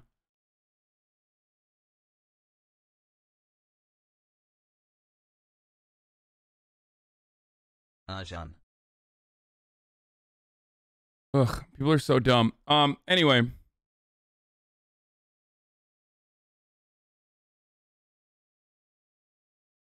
In the pedophilia sympathizing post, why aren't you addressing it? And pedophilia? Are we just ignoring the weird pedo defense stuff? So I only saw one thing. Wait, where's the pedo stuff? Can you show me the, can someone give me like the link of just the pedo stuff? And not like, oh, here it is. Hey, I'm a Canadian actor and I thought I'd chime in. Ray recently did a show in which I played a pedophile and did a significant amount of research, clinical studies, mind you, not the method stuff. Thanks, dude. What the fuck? How do you method act Nice pedophilia, house. bro? Like, that's sus as fuck. Okay. On the disorder and how it's perceived in the media. In the end, the role completely changed the way I look at pedophilia and has become much more sympathetic to anyone who was born with those urges. Kind of it's a bad fucking... You should just not say that. Just don't write that out. Okay?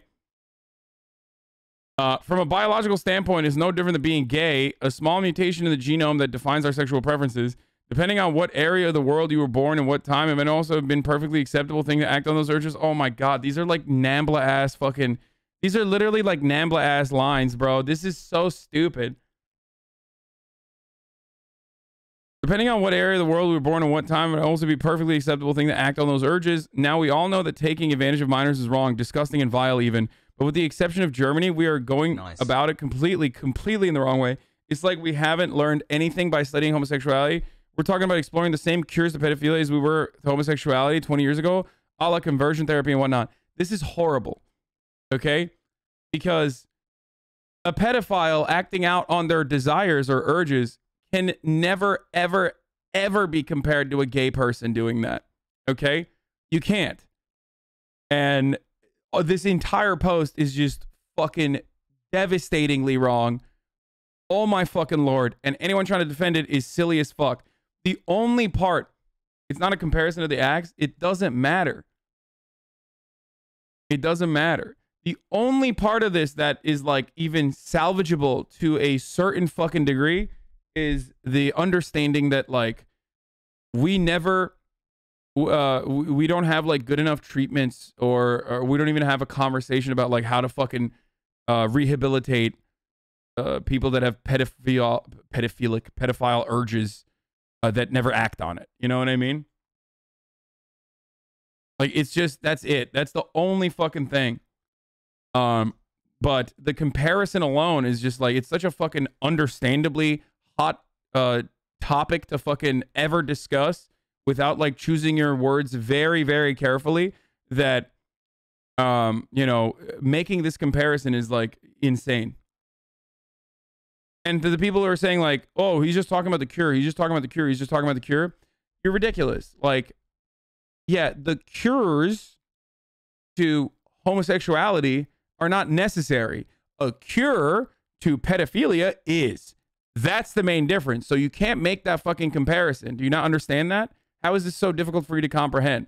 There is no need. There is no need for a cure for homosexuality. Okay?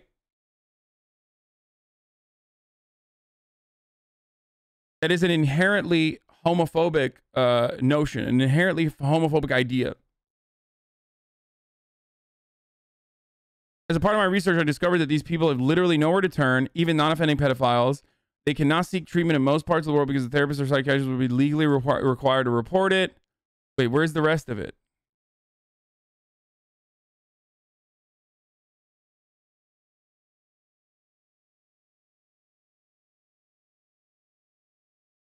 You can't compare homosexuality to pedophilia. Paraphilias are separate from sexual orientation. Yes. You use the appropriate terminology that I was searching for. Yes.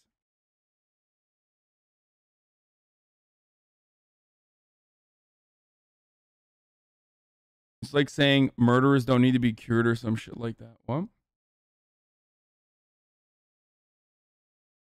Do you think there truly is a cure to pedophilia? And wouldn't that mean there would be a cure to homosexuality? No.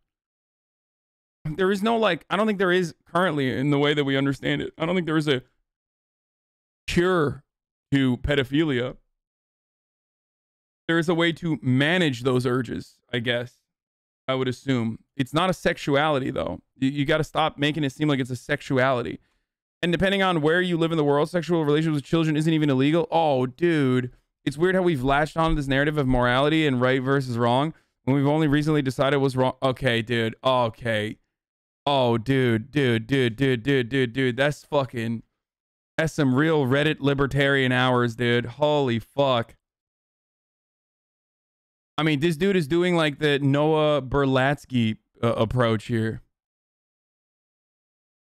You know what I mean? I mean, that's the most like weird out of all of his like old posts. I don't give a fuck about anything, really. Okay, I don't give a fuck about all this other shit. He was on AZN Identity, like who cares? Whatever. Fucking 7 years ago, suck my cock, right? That's the only one out of all of his old fucking posts that was definitely like incredibly suspicious. And pedophilia has more parallels to rape, not specifically tied to sexual orientation per se, but more related to non-consensual urges. Thank you. Yes, exactly. And it should be considered. It should be considered alongside like trying to rehabilitate like rapists and trying to rehabilitate people that have like sexual desires that are criminal, immoral, horrible, as a consequence of the desires being fulfilled. Okay? Like when the consequences of someone like that having a desire fulfilled means that you are harming someone in a devastating capacity. Okay? This is precisely why you can never make a comparison between that and homosexuality. Do you understand?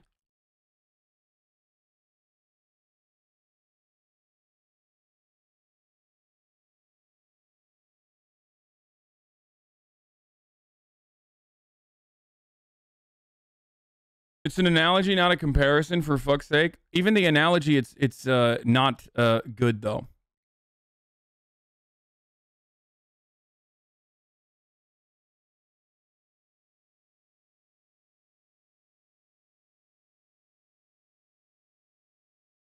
Yeah. In the most charitable understanding of what's going on here, in the most charitable approach to like whatever the fuck he said that is like indefensible, the most charitable is like, yeah, he was trying to be more understanding of people who suffer from having like a serious mental problem that manifests itself in a sexual desire to, you know, fuck kids, and that is horrifying. And he tried to be as empathetic as possible to literally just the automatic villain, for understandable reasons, by the way, the automatic villains of society. And he ended up looking like he's defending pedophiles.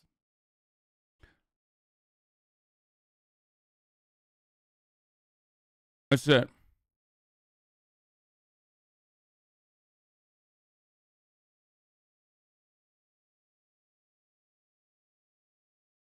Child abuse is a problem, but that isn't solved by trying to demonize pedophiles in the sense that they shouldn't be hunted and not.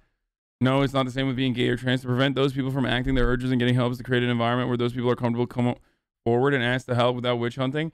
I don't think they can come forward without. No, there is no such thing. There is no like fucking like being open-minded to pedophilia so they can feel comfortable to come out.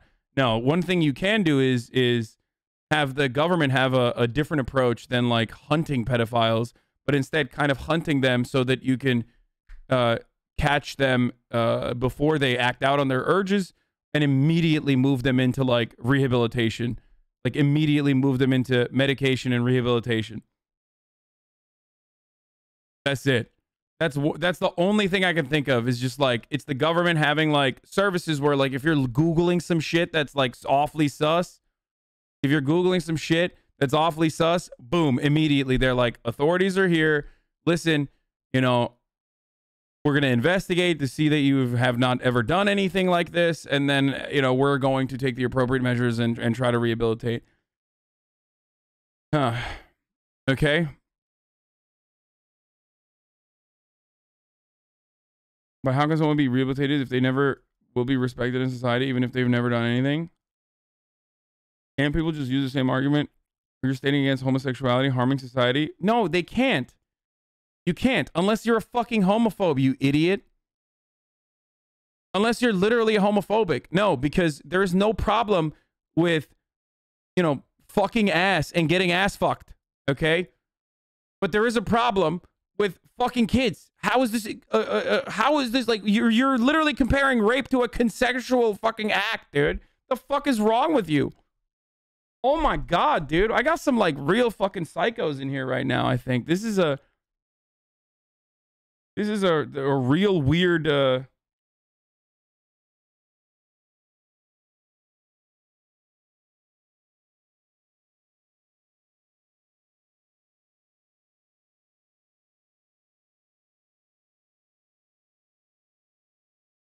Jesus Christ. Can someone catch me up, Ty? I feel like this is very akin to mental illness they used to be treated. You want to help these psychopaths? Are you crazy too? Kind of like that. You guys know my take on this. Like, I've been very open about my rehabilitation over incarceration point of view when it comes to prisons. And I've also talked about, like, yes, there currently isn't a lot of good ways to help violent criminal psychopaths, but that shouldn't stop us from trying to figure out how to deal with violent criminal psychopaths, like rehabilitate them as best as we can, medicate them so that they can control urges that they may or may not have. So yeah, I do agree with that. And I've talked about this a bunch of times, like, you know, and same shit goes for pedophiles as well. Tried it once, hated it, and never tried it again. Kappa pride.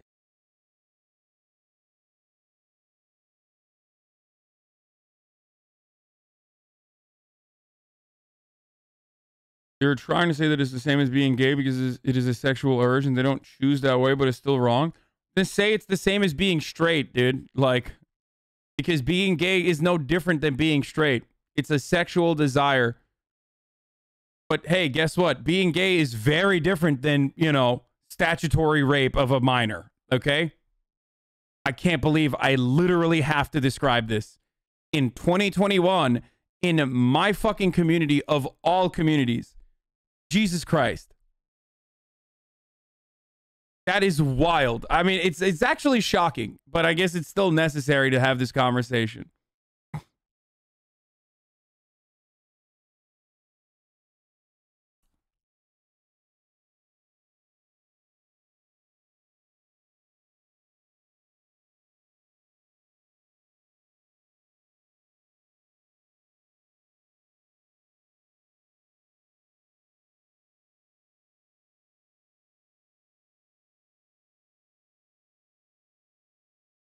Anyway, 10 minutes of Max Kellerman being blacker than Stephen A. Smith, NBA. What? He was recently fired and canceled the show. ESPN ultra-capitalist firm will do anything to get viewers. They will dehumanize weed to just have two arguments. Oh, I don't know about this. Colin Kaepernick has been working out. What is this? All of this time. I'm in the streets. Max almost seems blacker than you, Stephen A.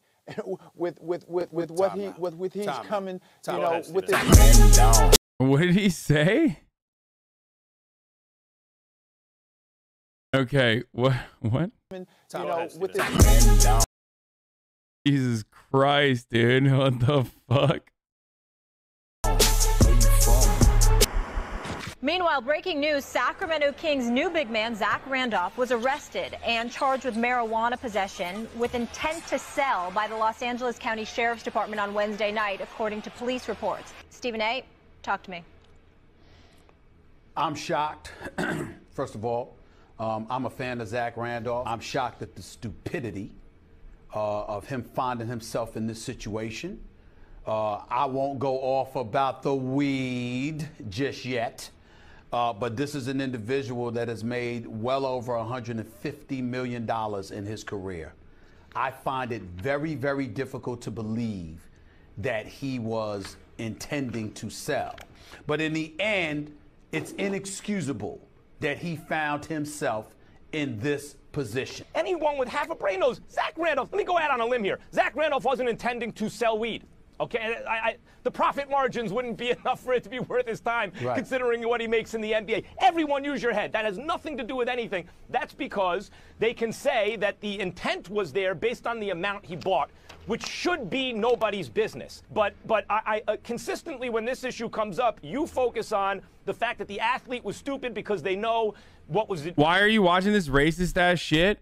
Oh, because I actually do want to talk about it. I have no opinion on Max Kellerman or Stephen A. Smith, and this title is fucking ridiculous. I think it's probably like a Stephen A. Smith hater who fucking made this compilation to you know, turn around and be like, Stephen A. Smith is not even like really black, blah blah blah, whatever, right?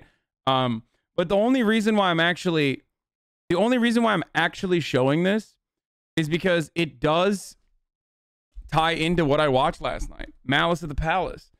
And for those of you who are uninitiated, for those of you who don't know, it's the famous Detroit Pacers, like Detroit Indiana game, like Detroit Pistons versus Indiana Pacers game that took place where Ron Artest and Jermaine O'Neal and Ben Wallace got into a bit of a scuffle.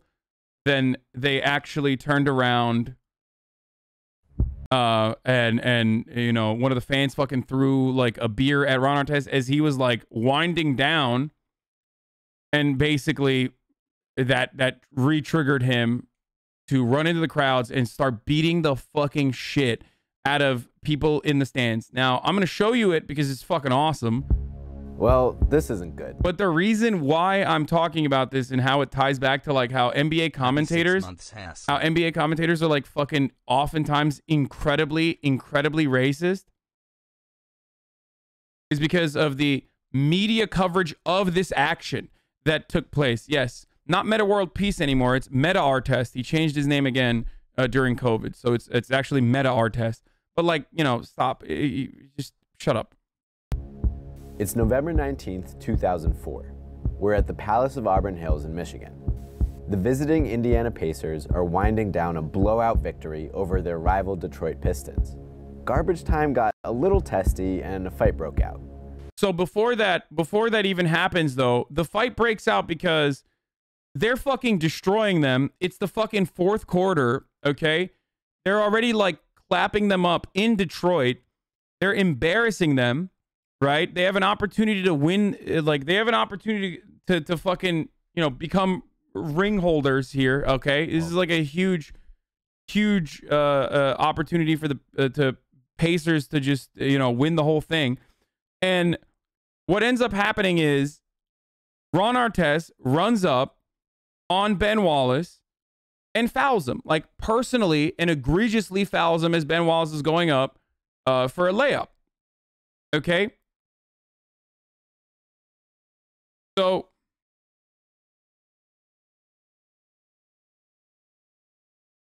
yeah, it's a regular season game, but this is like the best team that they've had, and they are going to, it looks like they're gonna, like they feel as though they have an opportunity to fucking win the entire thing. And they've always had this like fat rivalry between Detroit and Pacers. They're both fucking defensive teams. They're both shit talkers. They're both aggressive, okay? Just shut up and listen.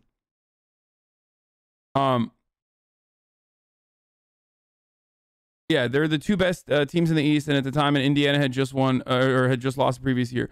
So they like Ron Artest engages in an egregious foul, okay, against Ben Wallace. After they've already embarrassed them. He didn't have to do that, okay? He's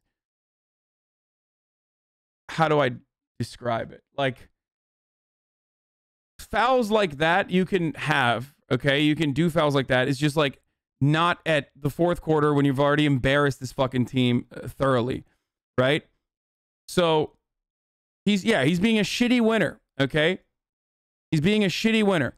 Ben Wallace turns around, and I guess at the time his brother had passed away recently, so he was like in a really weird state mentally, according to him. Turns around and fucking claps him in the face, okay? He turns around and punches Ron Artest. Now, this sort of shit used to happen in the NBA regularly, okay?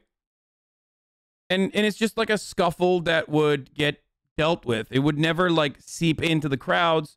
You know, there's like a little bit of pushing back and forth, but ultimately every single person on that fucking court are friends with one another. Most of those people are friends with one another, okay? Outside of like minor differences, they're friends with one another. They like each other. They fight a little bit, but ultimately they get together and they're fine, okay? They know each other. They're friends with each other. Hate to see black men fighting each other when we should fight the milk people. Well, guess what? That's kind of the reason why this it was totally blown out of proportion, and like because they did fight the milk people. Okay, that's precisely what happened. So here, let's watch. Garbage time got a little testy and a fight broke out. It was a pretty normal basketball fight, just some basketball players shoving each other. But in its he didn't. I thought he punched him. I guess he just pushed him like that. He pushed Ron Artest like super fucking hard. Someone in the crowd just chucked their drink at Indiana's Ron Artest. So he's not getting super into it, but what's going on is after he pushes him, like a scuffle happens, right? Ron Artest goes back to the scoring table and just lays down on the scoring table. And that pisses off the Pistons fans even more. Why does it piss off the Pistons fans even more? Because, okay, did you watch 1 second? I'm going to end the broadcast right now, I think. I'm giving you a play-by-play of events that took place that this video is not fucking featuring. Shut the fuck up.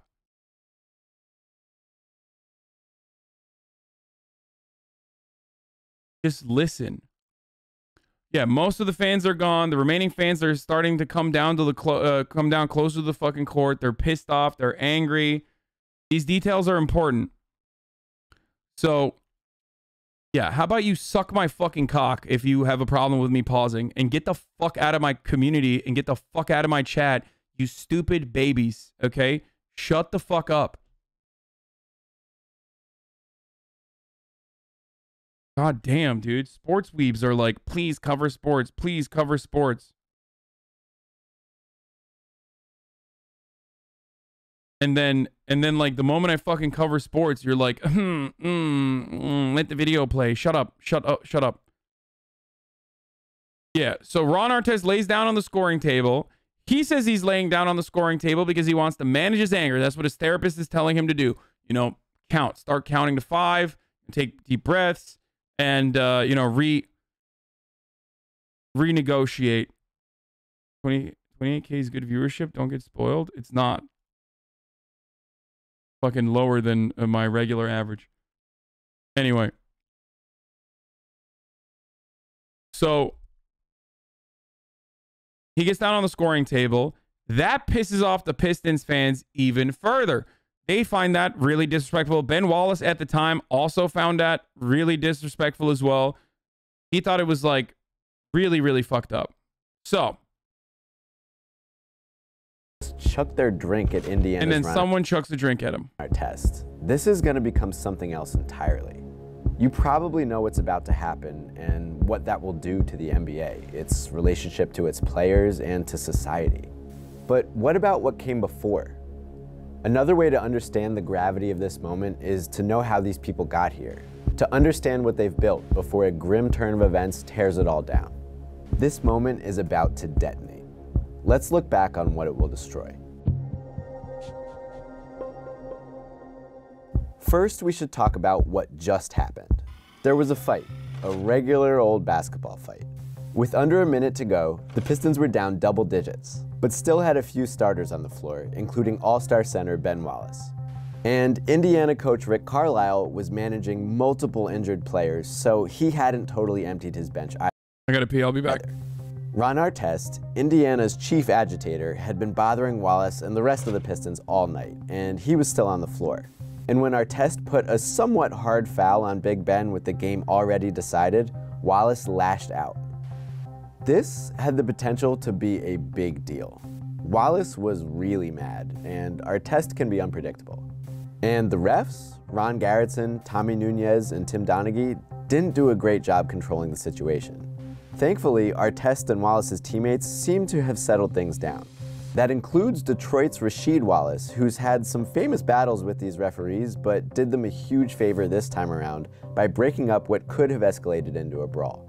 While Ben Wallace is over here fuming, Artest has taken up residence on the scorer's table.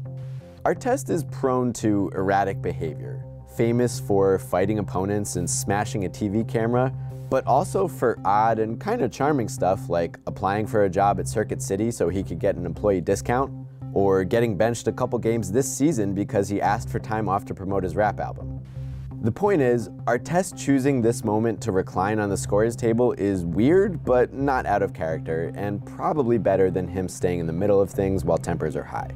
Up to this moment, he's done no more than deliver a hard foul. The only person who needs to worry about a suspension or any serious punishment at all is Ben Wallace. Yep. So immediately, that's how we got here, a moment away from a drink hitting Artest. But a hard foul and a shove and a nap on the scorer's table don't fully explain this animosity. Let's rewind further. After Michael Jordan's retirement from the Bulls in 1998, the Western Conference took over the NBA. For 5 years, either the Spurs or Lakers made it to the NBA Finals and crushed their opponent. In 2000, the Pacers, coached by Larry Bird and led by Reggie Miller and Jalen Rose, had the honor of being the victim, falling to Phil, Kobe, and Shaq in the first chapter of the Lakers' championship three-peat. But after that, neither the Pacers nor the Pistons could even make it to the finals. And after both teams faltered in the 2003 playoffs, both made changes. The Pistons got swept out of the Eastern. This is why sports fans are like, sports weaves are unfucking bearable, dude. Okay? Sports weaves are unbearable because he's like, dude, you are rewinding to a fucking place that you don't have to rewind to. Okay? I'm gonna be honest with you, like, the backstory is not that deep. Like, you're literally like, oh, dude, you need to read the manga so you can understand the fucking anime. Like, don't do that. Okay? Conference Finals by the Nets, so they fired head coach Rick Carlisle. Indiana got upset by the Celtics in the first round, so they fired head coach Isaiah Thomas. Like, I just rewinded it to Ben Wallace pushing him and gave you the backstory. That's it. The Malice of the Palace documentary is really good on Netflix. Okay, so I'm skipping through this stuff. Into bona fide MVP. The worst part about it is what happens to Reggie Miller, because like that's the reason why he's showing all this, because this is supposed to be like this is supposed to be the fucking season for him. Okay, this is his last opportunity. And that's it. I'm skipping coached Indiana to 61 wins, most in the NBA.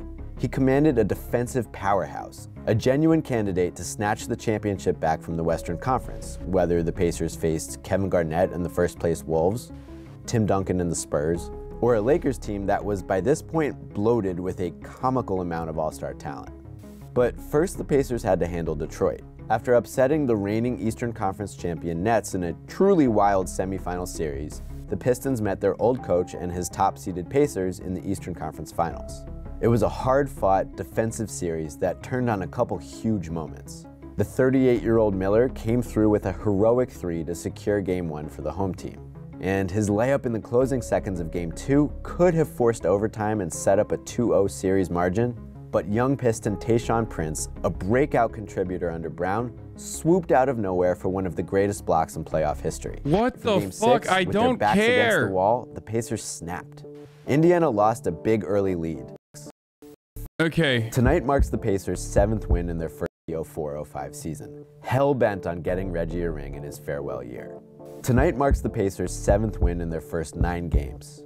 Miller's missed the beginning of the season with a broken hand, but O'Neal has had a couple huge nights already.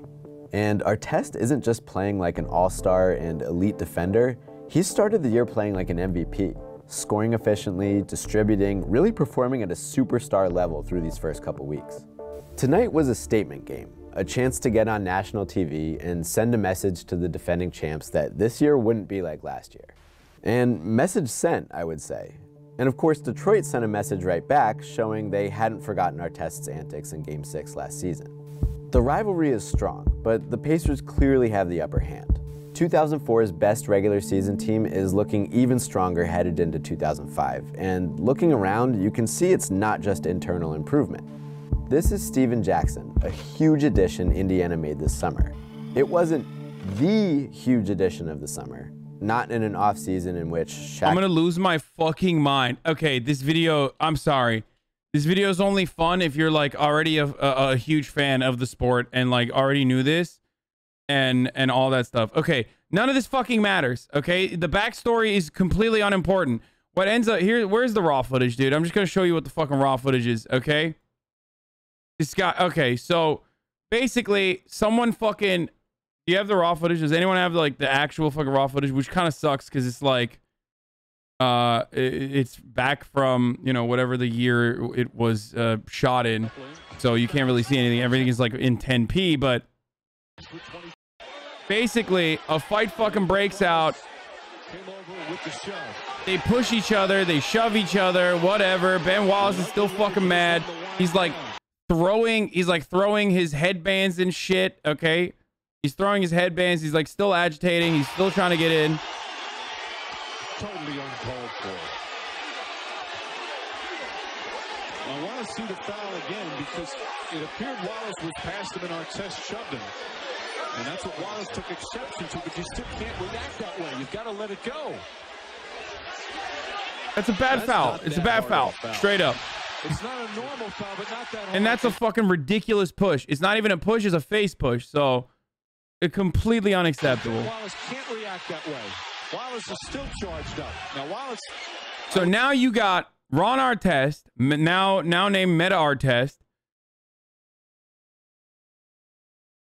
laying on the scoring table. Has been ejected. And that is coming across as very disrespectful to Ben Wallace, who's like very upset. No, it's not Meta World Peace. He changed his fucking name. Shut up, chatters. He changed his name back. It's now Meta Artest. Oh my god. Oh my god. Oh my god. Oh my god. Oh my god. It used to be Meta World Peace, and then it was like Kung Fu Panda or some shit. And then he rechanged it during COVID to Meta Artest. His name currently is fucking Meta Artest, okay? Yeah, what was it? Panda Friend or something? It's just like sports weebs. Literally, I want to say touch grass, but you probably do touch grass a lot. You probably eat grass. You guys are some of the most fucking... You guys are the biggest losers. I swear to God.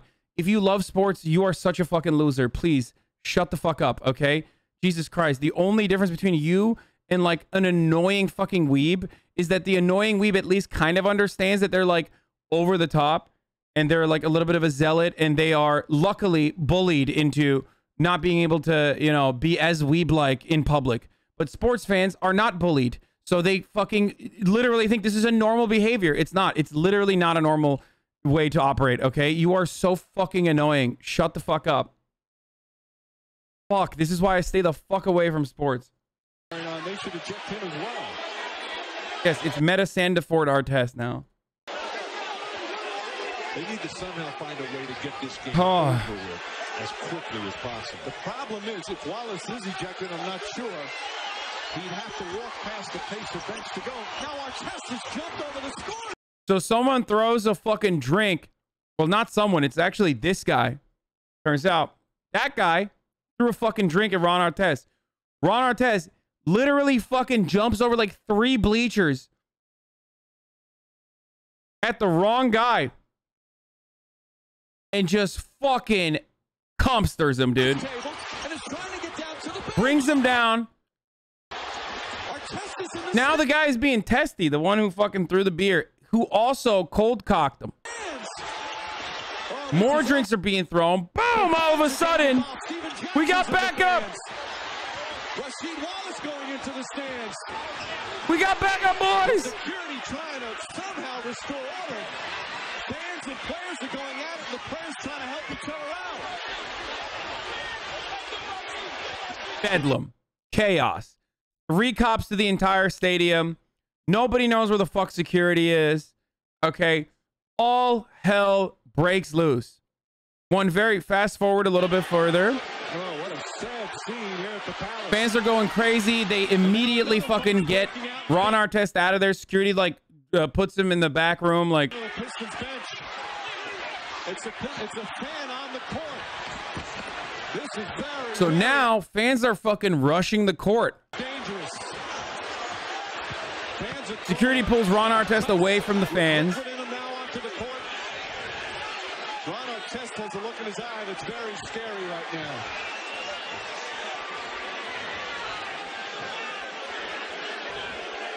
You wonder if the official's going to let this game continue. Now they're throwing bottles out onto the floor. They're trying to get the Pacers to go back to the locker room. Everybody's trying to pull the fucking. Everybody's trying to get the players into the locker room. One, because they're ready to whoop ass. Okay, they are ready to whoop ass and chew gum, and they're all out of bubble gum. Okay, no more bubble gum left anywhere. They're seeing red. They're like, I am going to fucking whoop some fan ass, which they absolutely deserve to do so. I just want to state this as clearly as I can. If you are a fucking fan in the stands and you throw a beer at a player and that player comes back and flies at you and whoops the fucking living shit out of you, you deserve it. I don't give a fuck about what the repercussions are. You think you're watching this on the TV, motherfucker? No. They're within striking distance, okay? They are literally within striking distance. You really think you could get away with, like, you know, assaulting a 6'8" behemoth of a human? Anyway. Let's keep going. What was maybe you could call a hard foul at best has turned into just an ugly, ugly scene. Chuck Person. The officials, I think they're going to call this game off, and that should be the outcome is definitely decided. So now they're just like fucking pelting them. They're pelting them with like beers. They're pelting them with fucking drinks. Thank you, Prince of Algar, for the 20 gifted subs. There's a dude who breaks a fucking chair. They're like trying to pull out the chair so they can like start assaulting people with chairs. Bill explains it better. Okay, well, here you go, 9-month subscriber. That's a permanent ban for you, so you can go be a Bill Burr subscriber instead, okay? Anyway. Just firing bottles from the stands. So they successfully bring some of the athletes back there. But it's not over yet. And they're still not all the way through. Because Jermaine O'Neal is still out there. Oh, wait, they don't show. Oh, never mind. Okay, wait, hold up. Do they have the fucking... Do they have the slip deck here? Hold on, maybe they have it here. It's so good. Oh, that's right. So fans come down before they successfully bring Ron Artest inside.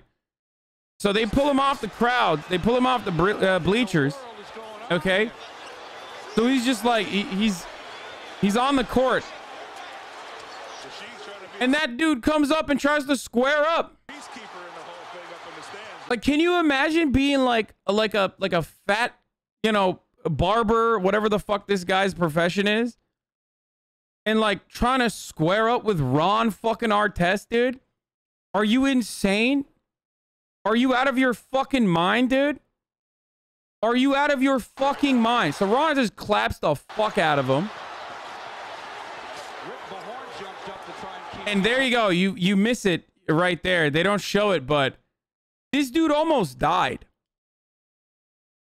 That dude almost fucking died if it wasn't for that slip and slide that Jermaine O'Neal was on. Jermaine O'Neal runs up at this dude, okay? Cocked. You can't really see it here, but you kind of see in the background right here.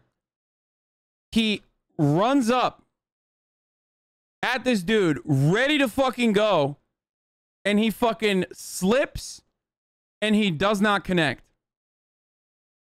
If he had connected, that dude would have died. There's no shot that dude survives that. Okay?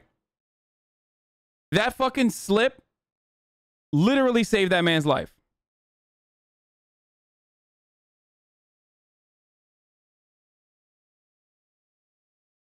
Okay? So, God was on that man's side. Bro, they're NBA players, not MMA. Let's relax. dude, are you insane? Go ask an MMA, go ask a fucking professional fighter if they think like a 6'10", 300-person athlete running up at you cocked, like, and getting punched in the head, like how you would survive that, okay? 300-pound person, like,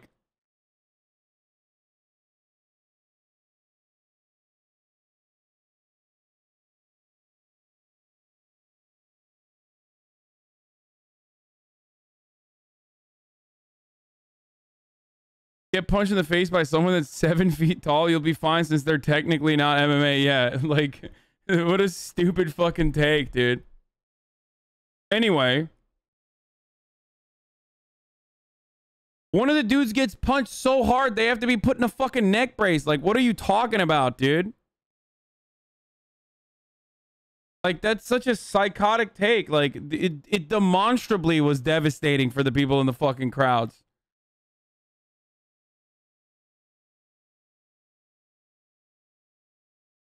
Anyway, so they fucking bring him inside. But the real reason why I talked about all of this was because a couple things that happened afterwards. Okay? So the NBA changed dramatically after this event. And every single media outlet that covered this story covered it in the absolute most racist, white supremacist ass way you could. First of all, the commissioner at the time, what's his face? Not the bald guy, but the one before him, David Stern. He assumed the reins. He was like, I'm literally personally giving these people the fattest suspensions that have ever existed. It was like unheard of. He personally gave full-blown season suspension to Ron Artest, okay? Insane. In my opinion, an absolutely insane and ridiculous punishment. 25 games for Jermaine O'Neal and 35 games for the other dude. I'm forgetting his name. I think Ben Wallace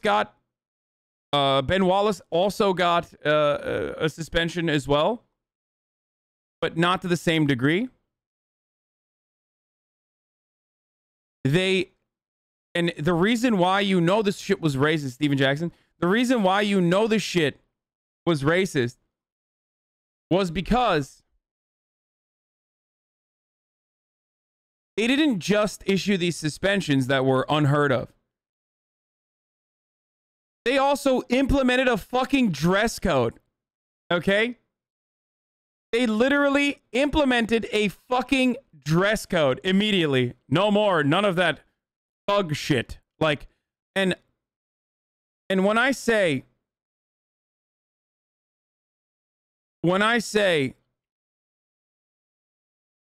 yeah, that was also against AI too. It was also against Allen Iverson. But like all of that at the time was basically manifesting in this attitude that the NBA were a bunch of hip-hop thugs, okay?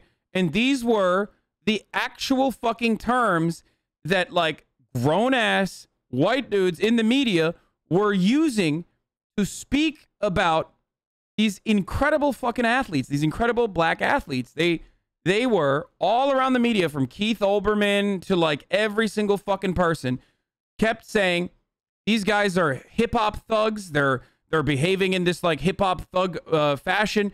Thug was the word that was used. You didn't know about this until 3 weeks ago from Will? Okay, when I learn about it, I'm not supposed to fucking ever act like I know about it. You're right. I learned about this from Will, and then I literally fucking watched a documentary last night too. I dove a little bit deeper into it. Because it's like truly an interesting moment in sports history in the United States of America. I don't know why this person is like saying that as an own. Yeah, like I wasn't born with this information, you fucking idiot.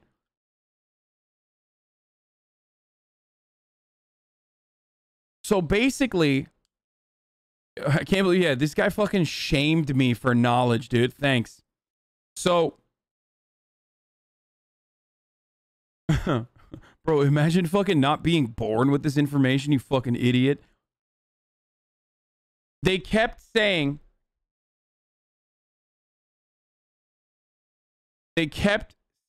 that these guys were unchecked. They were living like a hip-hop lifestyle.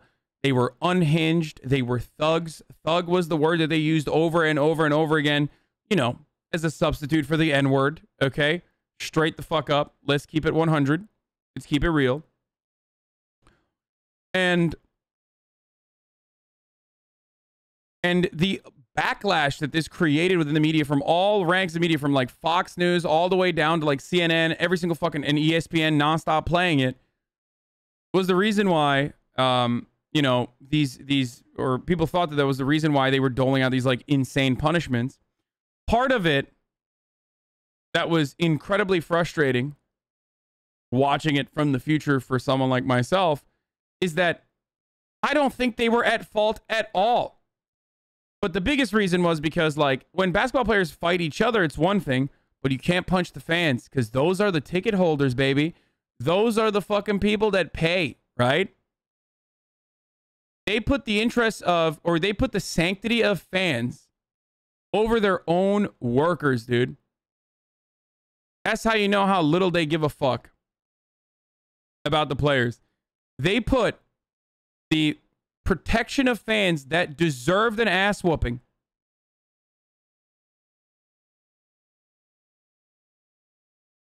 over the protection of their own labor force in that situation that was getting mercilessly fucking attacked. Then came the Oakland DA. Because there's, of course, going to be fucking criminal charges, right? Because that's assault. That's like, you know, battery, assault, you know, depending on what the situation is. So then came the criminal charges. And guess what? The American government, the law, was actually better to these black players than the fucking media was and the NBA was.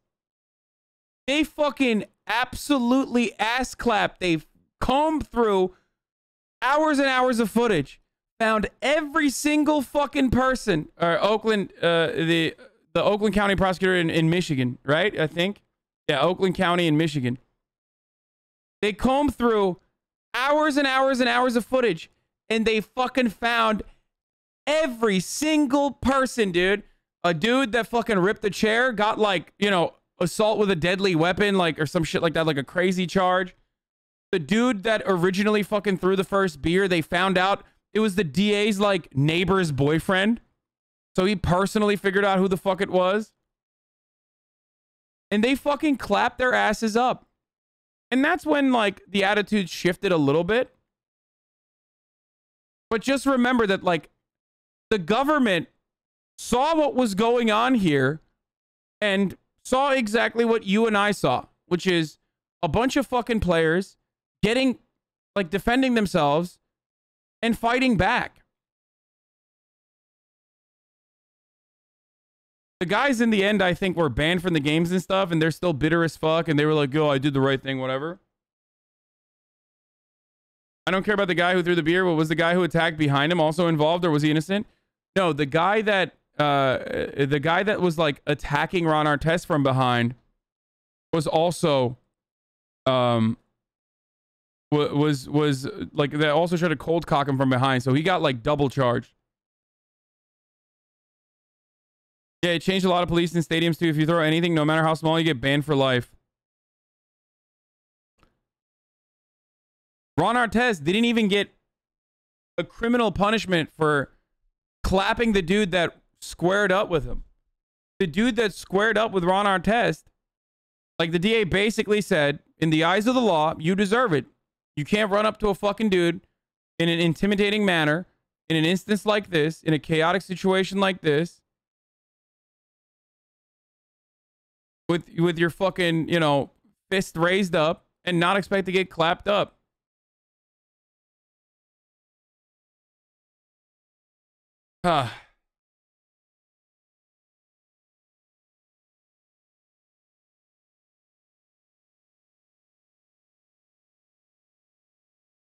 So my point is, in all of this, is that, like, don't get whipped up into a fucking frenzy because it corresponds to pre-existing white supremacist attitudes that a lot of people have a hard time shaking. Because that's precisely what happened. That is precisely what happened in this situation. Everyone got whipped up into a fucking frenzy. Because it was, you know, it was the laborers that were black folk that were seen as, like, overpaid, entitled, selfish, thuggish assholes. Okay, that was, like, the way that they portrayed these athletes. Against these fans who are hardworking, real Americans that are just trying to blow off some steam.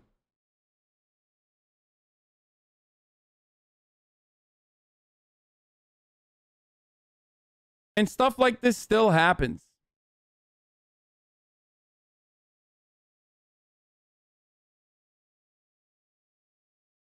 I don't know what happened to the dude. I don't know how innocent the original dude that Ron Artest decked was. But stuff like that still happens. Where is it? Yeah. Crazy racist Jazz fans. One of the fans told Russell Westbrook to get on his knees like he's used to. Yet Russell Westbrook still got fined $25,000. And the previous year, a Jazz fan called him boy.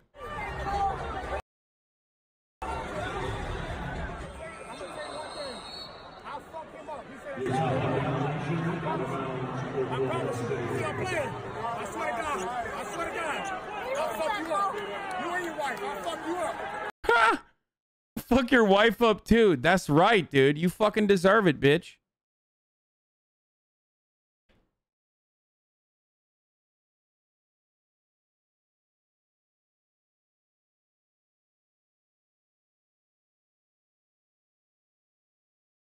Like, I don't give a fuck. Equality, baby. Your wife can catch these hands too.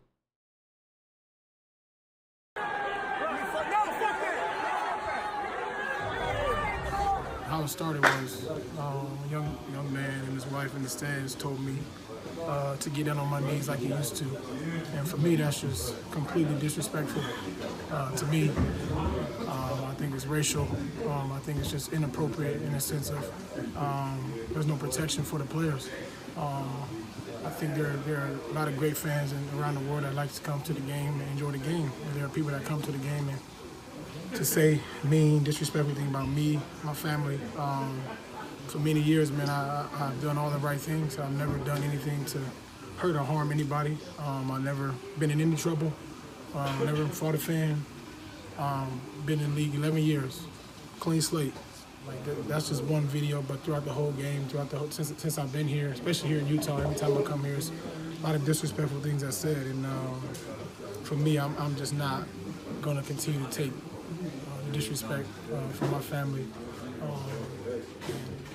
I just think that there's got to be something done. There's got to be some consequences. Fucking weird. Basketball's everybody's down at the court level, and fan start shit that way different from field games like football or even hockey. Yeah. I mean, all of this still ties back to the same fucking thing, which is like, you know, a lot of people love watching black people play sports. They love listening to black music. They love, you know, consuming black culture. Just don't remind them that, like, they're actual black people, okay? That's it. And it's always the same fucking attitude. It's like, yeah, you love Colin Kaepernick until he, you know, takes a stand for an issue that harms him and people like him, and even fucking poor white people too. It's always the same bullshit. That's why so many fucking racist dipshits, like, they love rap music, but they're racist as fuck. Like, how are you a Nazi and you love rap music?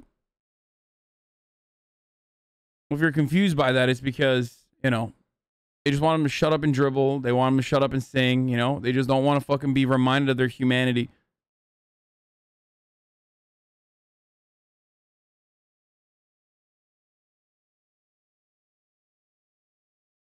This is for those type of people that come to the game just to say and do whatever they want to say. And I don't think it's fair to the players, not just to me, but I don't think it's fair to the players. And if I had to do it over again, I would say the same exact thing, because I truly will stand up for myself, for my family, for my kids, for my wife, for my mom, for my dad every single time. I expect anybody else to do the same. Anyway.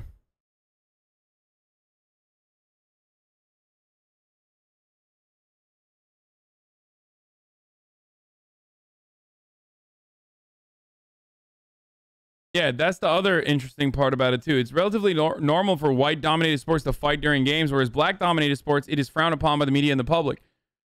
Like, bro, how are you going to fucking get upset when, you know, a fight breaks out in the NBA when hockey exists? You know what I mean? Like, it's literally built into the game, dude. It's built into the structure of the fucking game. So I just wanted to show you guys all that because, you know, it was a really interesting moment in time.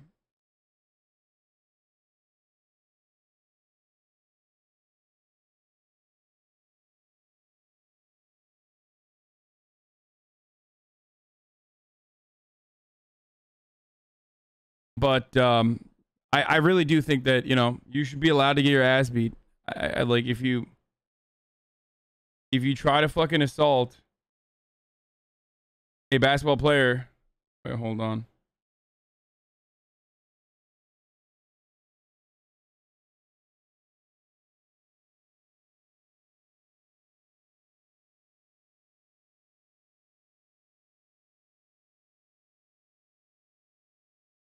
Hold on one second. Okay.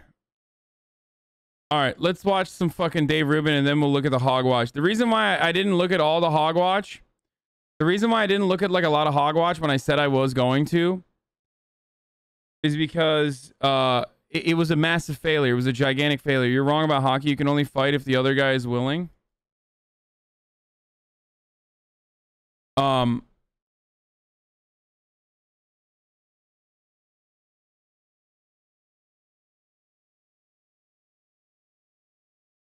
Jim Breuer talking about vaccine mandates and comedy clubs on Tucker Carlson. I don't really care about that much. HOGWATCH has been a fucking devastating thing. Like the Justice for J6 protests have been underwhelming, to say the least. And also on top of that, there were more media people there than actual fucking people that were protesting. So the real HOGWATCH is the friends we made along the way. We'll look at some of the footage from that day, though. Don't worry. We'll look at it. Don't you worry about it. Okay? Now, of course, the other thing that we should be looking at is the top of the hour ad break that I totally forgot to run at 1. I'm going to run it now instead. At the top of the hour every hour, there's a 60-second ad break. If you'd like to no longer see the ads, you can subscribe. You can subscribe for $4, or you can subscribe for free with a Twitch Prime. You can use an ad block. If you don't want to subscribe, you don't have to. You can use an ad block or a VPN. But Twitch Prime is free if you have an Amazon Prime account that you've stolen from someone, or that you have your own. Here's the 1-minute ad break now.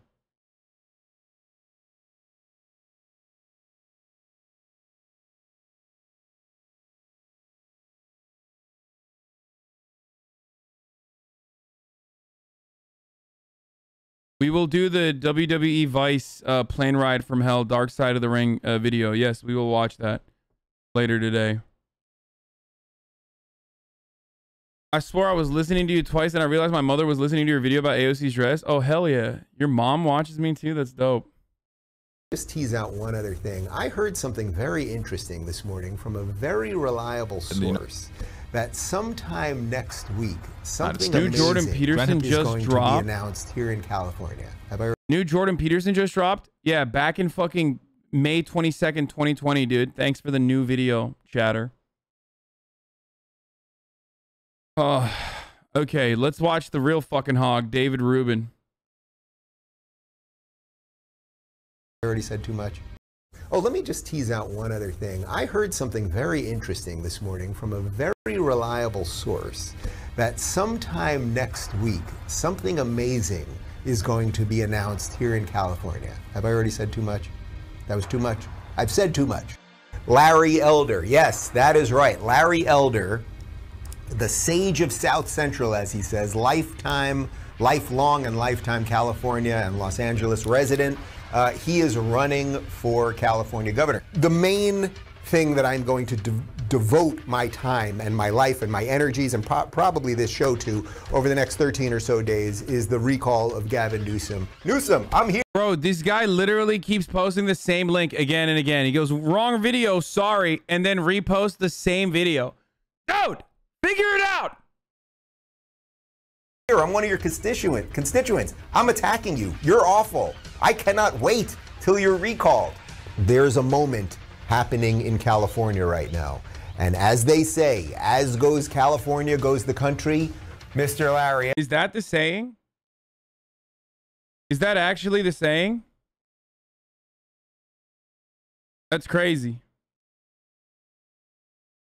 Elder, he's getting a lot of momentum. He was on Tucker Carlson last night. Those people are fired up to vote. Like if you hand sign something in the middle of recall, you think you're going to vote on the 14th on recall day? Yeah, those people are going to vote. They are motivated to vote. And I think there's a lot more of them now than there was even back when the recall was happening. You live here too. Drive down the 101, the 405. There are recall Gavin signs everywhere. The events that I've been to, thousands of people showed up like Trump rallies. But as far as the polls, to like squarely answer your question, this is what they do. They, right before the election, they try to make it sound like, oh, there's no chance, to depress the voters. We all know that. No matter how much you're sweating right now, nobody is sweating like Gavin Newsom right this very moment. So we know that, like, this is the reason why he lost, right? Got it. Now I understand what the fuck happened here. At first, I was wondering, like, just kidding. I was not wondering how Gavin Newsom won the recall. Fucking California. And look, if it's me and Scott Baio and Larry Elder versus Gavin Newsom, Barack Obama, and Kamala Harris, I like our chances. Oh, no! Yeah, me and Scott Baio, we're great, actually. Me and Scott Baio. We have a much better chance than Barack Obama. Guess what, dude? 30%. 30%, dude. Not great. I really do. So bring it, guys. And please, if you live in California, please vote. We know there is going to be fraud. We absolutely know. Everyone in the last couple weeks that approaches me about the election, they say the same thing. Do you think Larry has a chance? My answer is always yes, right? Like there is a chance. Like there is energy, there is pushback, like it's here, he's the right guy. That's why the media hates him so much. That's why they're bringing in the big guns to stop him. But then the second question is, will they fix it? Or what will they do? Or how corrupt is California? It's always the same, some version of the same question. What are all the systems that are in place to make sure that you don't have a bunch of activists that are... California doesn't need the fucking, you know, do corruption to win. Like, to allow Democrats to win. It's this fucking deep blue state, man. It is what it is. But it's a deep blue fucking state. Counting votes and aren't just going to throw things away. I have no idea. I have no idea. They're going to fix it one way or another. Does Larry have momentum? Yes. Are the people sick of Gavin Newsom? Yes. Does anyone like Gavin Newsom? No. Do a lot of people like Larry Elder? Yes. But what are they going to do? Who's tabulating these votes? It's the entire machine, the entire system here is Democrats. So do you think they might be like, ooh, that Larry Elder guy's winning? Sorry, we're going to have to wait for those mail-in ballots. And by the way, a lot of them were mailed in today. So they knew that the fucking recall was over, I believe, the moment that they opened up the polls. Like, they literally... Like, they opened up like three fucking boxes. They were like, it's done. They called it like 30 minutes into counting. We're going to need 5 more days. Oh, and we might need a week. And we have been set up. We have been set up. That's just what I believe. So tomorrow is truly one of the most important days in America in the last 10 years. It's like if we can fix California tomorrow, maybe that is a signal But I believe in the people, and I know people are angry, they're frustrated, and let's not a forget, lot of the about 2 people million that would people vote hand sign that recall in the height of the pandemic. Yeah. It's September 14th, Tuesday, September 14th, 2021. If you haven't been playing along at home, today is a big day for me, the people of California, the people of the United States, and thus the people of the world. That's right. I think there's such on-the-ground support that the media will never cover that this does feel a little bit to me like Trump 2016. But think about what's happening in America right now. Basically, all of America, except the progressives, want there to be a black governor of California. And not because he's black, he just happens to be black. He's got good ideas. And it's like, man. He's got good ideas. Like what, dude? Name an idea. He's not a Democrat. Okay, got it. Like, name a single idea, dude. Have you had a single idea? God damn, dude. He's so fucking stupid. If we could do this today here in California, what a signal we could send across America and then the world, right? Like, what a signal it would be. And I really do think it could happen. I really do. If you want to constantly be fucking wrong about politics, like, Dave Rubin is the guy for you to watch. Same with fucking Tim Pool, you know what I mean? It's like, just like consistently wrong, always. Stand by because the Associated Press has now just called it. You see the numbers on the bottom of your screen. You see the check mark there, 67.3, 32. Yes, that means that Gavin Newsom will not be recalled. The Associated Press has now called it. You've got 58% of the vote in. It was interesting because 8 o'clock is when the polls closed, but basically at 8:01 they announced it was pretty much like it's over already because of all the mail-in ballots that they had already come in. So they were pulling it, they were showing you polls that it was like 70-30 basically at, no on the recall, basically at 8:05, something like that. It ended, or in essence it ended. Nobody was crying in that room. What you do in your life, especially if you live in California, that's up to you. Like, do you stay and fight? I don't see much hope in staying and fighting here. I think it's going to get much worse. There's just no reason to think it won't. I've done everything that I could possibly do to make this recall happen, to get rid of a guy that I think is... Dude, that's crazy. Like, does Dave Rubin even have fans? Like, who the fuck watches Dave Rubin still? I need to know. Let's look at his, like, social blade, you know?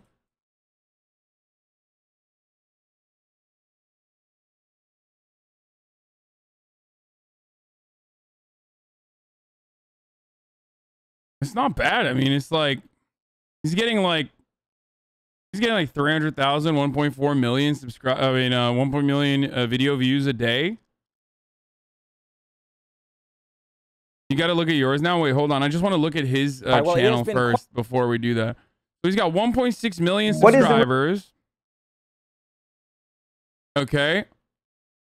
And his videos get like 70K. Oh my God, dude. He has he has 1.6 million subscribers. He uploads like 2 videos a day. And his videos get they barely break 100K. Like, then there's some that pop off, I guess. Like the one that we're about to watch. That's crazy to me, dude. Like, I have I have less than half of his subs. Less than half of his fucking subs. Yesterday, on my non-dominant, like, YouTube page, which is not my, like, dominant platform, with a million other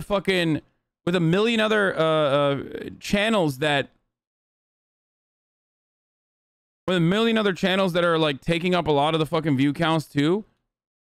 And I upload once a day, usually. I try to. And these videos are like doubling, tripling, 10xing his fucking videos. Holy shit.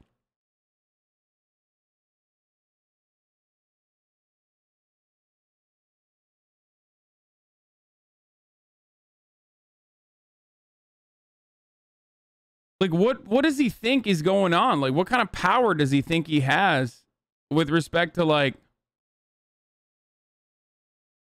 I don't know, with respect to like fucking, you know, making a change in California.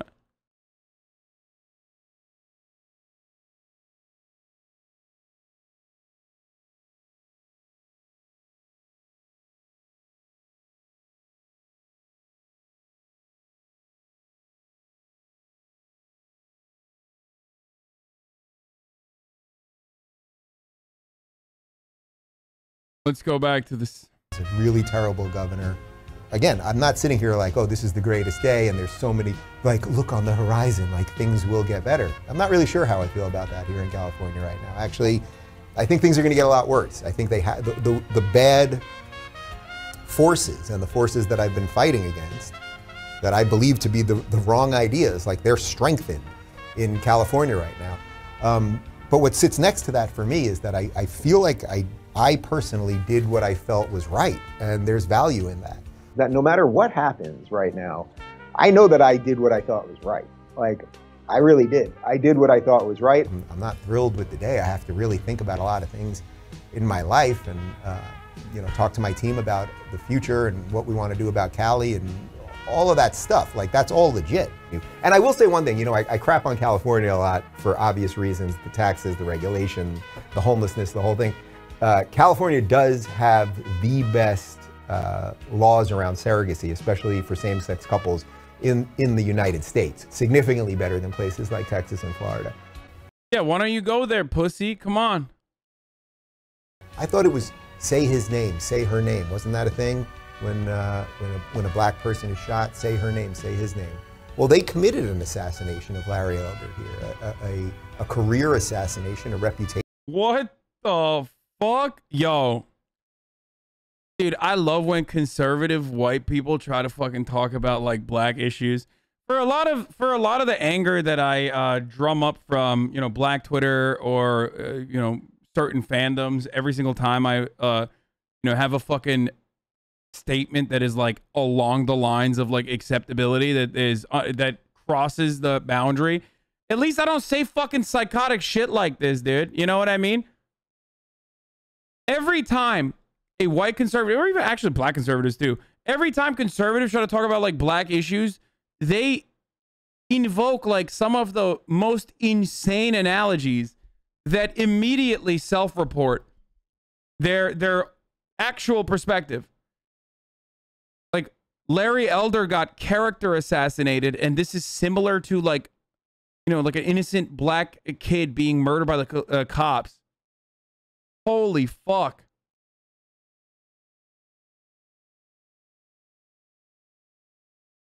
Assassination.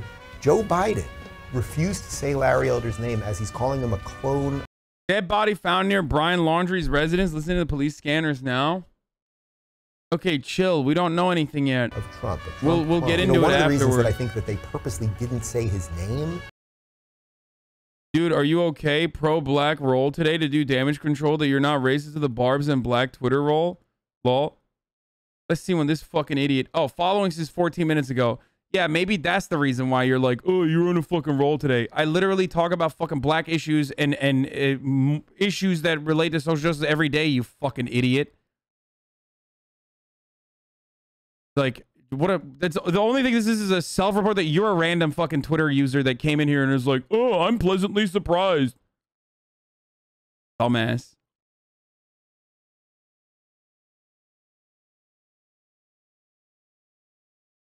Oh, I'm so shocked that like everyone on Twitter was calling you a racist, and here you are talking about issues that pertain to black Americans. You must be doing it for damage control. Yeah, for the past 10 years, I've been getting death threats from fucking white nationalists because I've been an advocate for you know, I've been an advocate for Black Lives Matter even before it was like fashionable to fucking do so, and also I've been doing anti-racist content for the past fucking 10 years.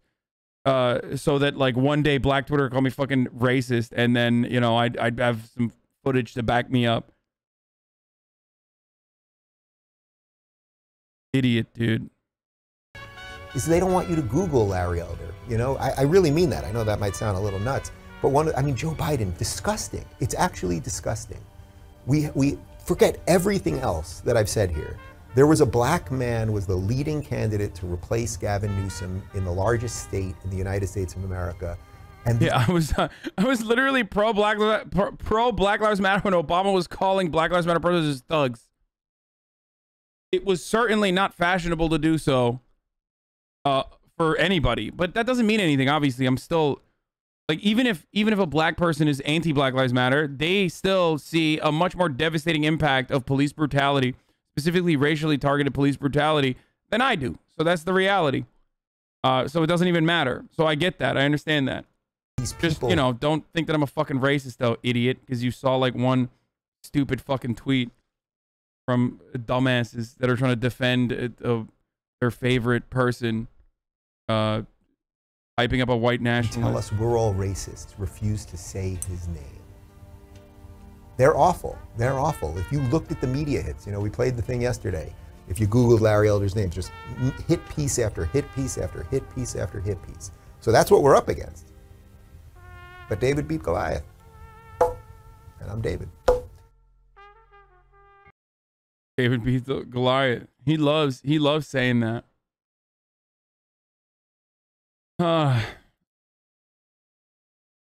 The lefties, because I've got to calm down, and I love those people. So look, there's a couple decent liberals left. There's not really many of them, and most of you know my story.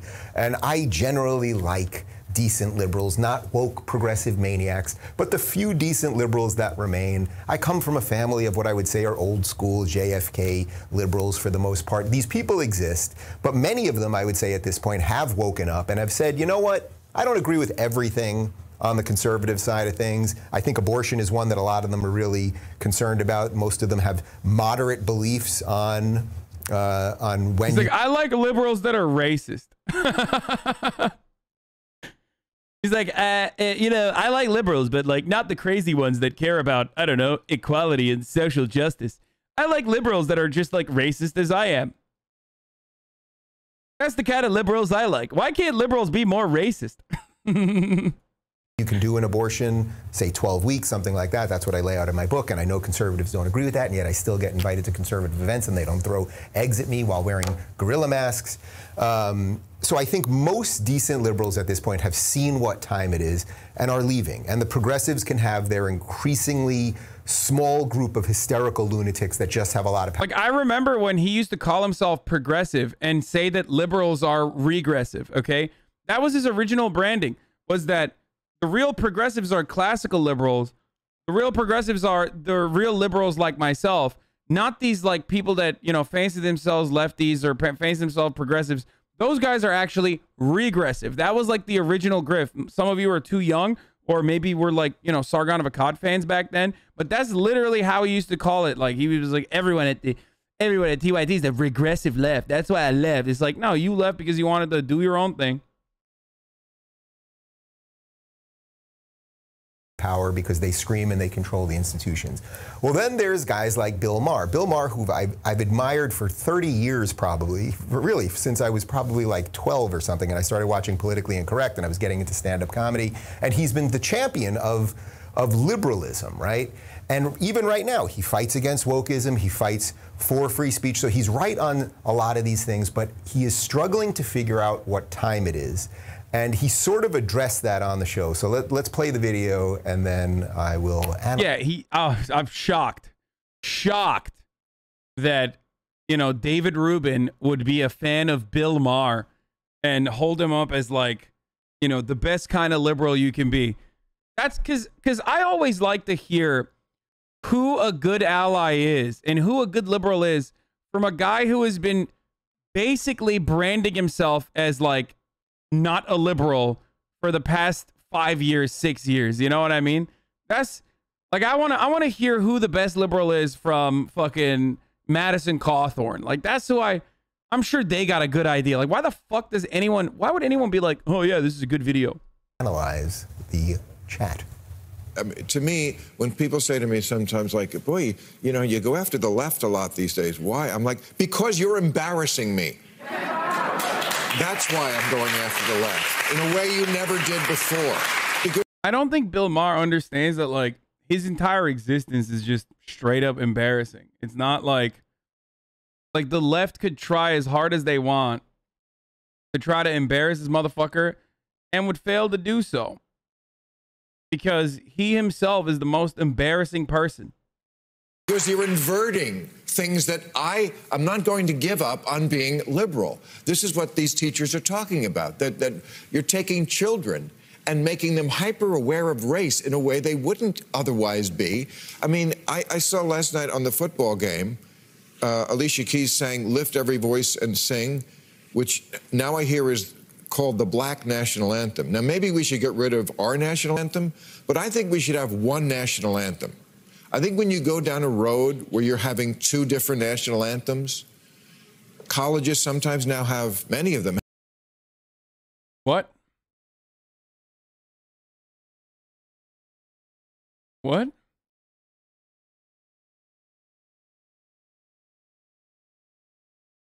Replace the national anthem with Cream by Iggy Azalea. Replace the national anthem with 212. Okay? A real hero that will unite America is Azealia Banks. Okay?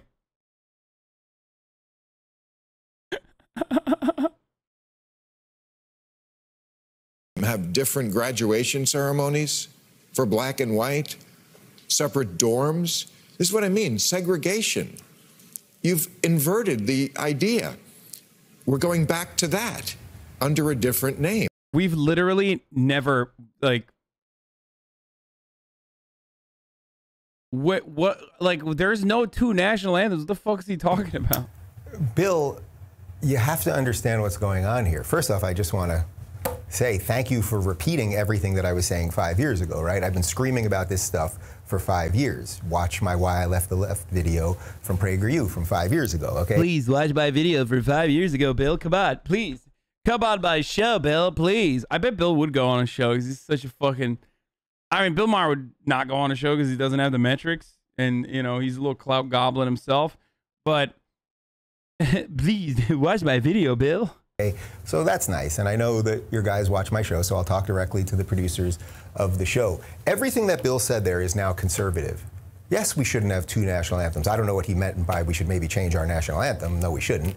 Oh, wow. I'm shocked to find out that Bill Maher's show producers watched the Rubin report, dude. But yes, they're teaching racism in school. They're teaching this hyper-racialized thing in school. It's coming. There's no liberals to stand up for this stuff. And then he brings on people like Adam Schiff on his show, and it's obvious that he supports a guy like Adam Schiff.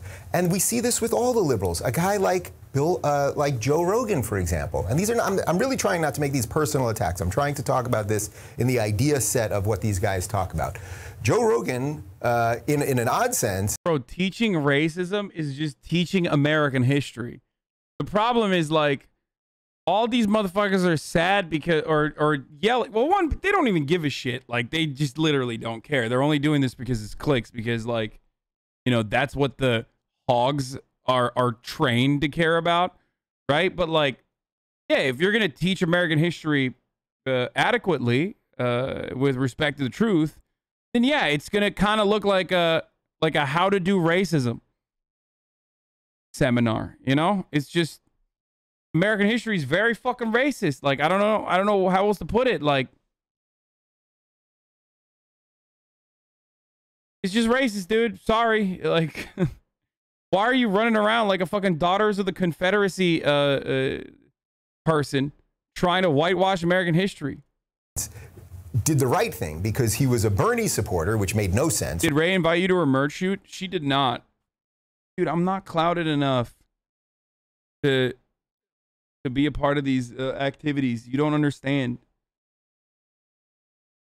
Right, makes no, in my view, it makes no sense to be a Bernie supporter. You sit down. Then again, also, like, what was I gonna do? Take a fucking whole day off to do a photo shoot? Like, it probably would not have happened anyway. Ray is a barb. You pissed her off? No, she's not. With people like Jordan Peterson and all these brilliant people for years and years and years, and at the end, when it came down to it for the presidency, you were supporting Bernie Sanders. Makes no sense. But Joe Rogan, when he signed the $100 million deal, which I'm told is a lot more than $100 million with Spotify, he lived in California. And you know what he did right before he signed the deal? He left. He went to Texas.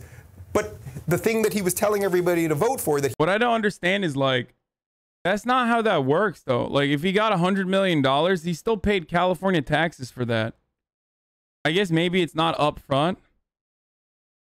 But, like, he had to have lived in Austin for 6 months plus for him to be able to avoid, like, the California income tax. You know what I mean? It's probably, yeah. Chatter said it's a structured payment, probably. Yeah, that makes sense. But, like, the first year of that structured payment is still abso-fucking-lutely going into California's coffers, you know? He's voting for Bernie Sanders was to raise taxes on everybody, especially people like him. So the liberals, in this sense, they're all still confused. They're looking at their watch, and a watch should be right twice a day, but they can't seem to ever get it right. They can't seem to ever get it right. So it's like, Bill Maher, take the last step here. I get it. You're in Hollywood. You've made your career on being a liberal. That is a lofty goal and a worthwhile thing. Trust me, I get it more than most people. But at this point, unless you're willing to say, I will not support any Democrats, it doesn't mean the Republicans are great. But everything you believe in is now a Republican principle. Now, if you really still think... I don't disagree with Dave Rubin. Like, I do believe that Bill Maher is just a conservative. Like, he's not wrong.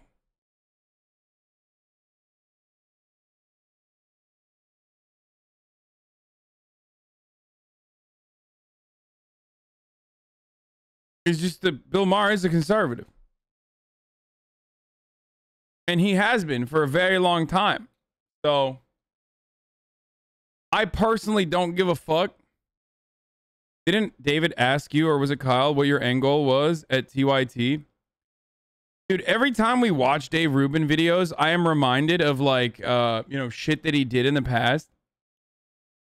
And it's always like unlocking different memories. When Dave Rubin left TYT, he wanted me to go with him to Riot. He left TYT, went to... Ah! Fuck.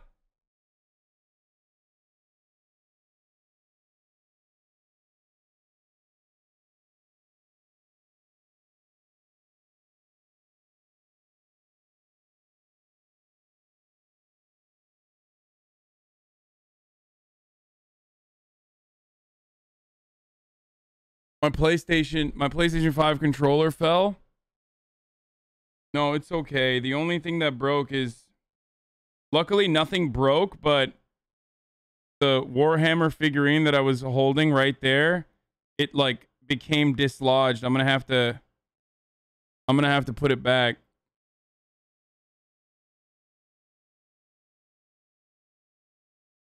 But it's okay. It didn't break. It didn't... Oh, shit. It didn't actually break. It just became dislodged from the platform.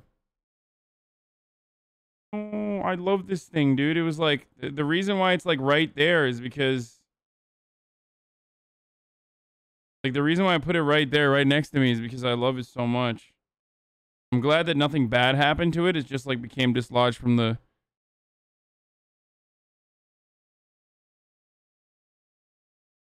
No. Not a toy. It's a Warhammer figurine.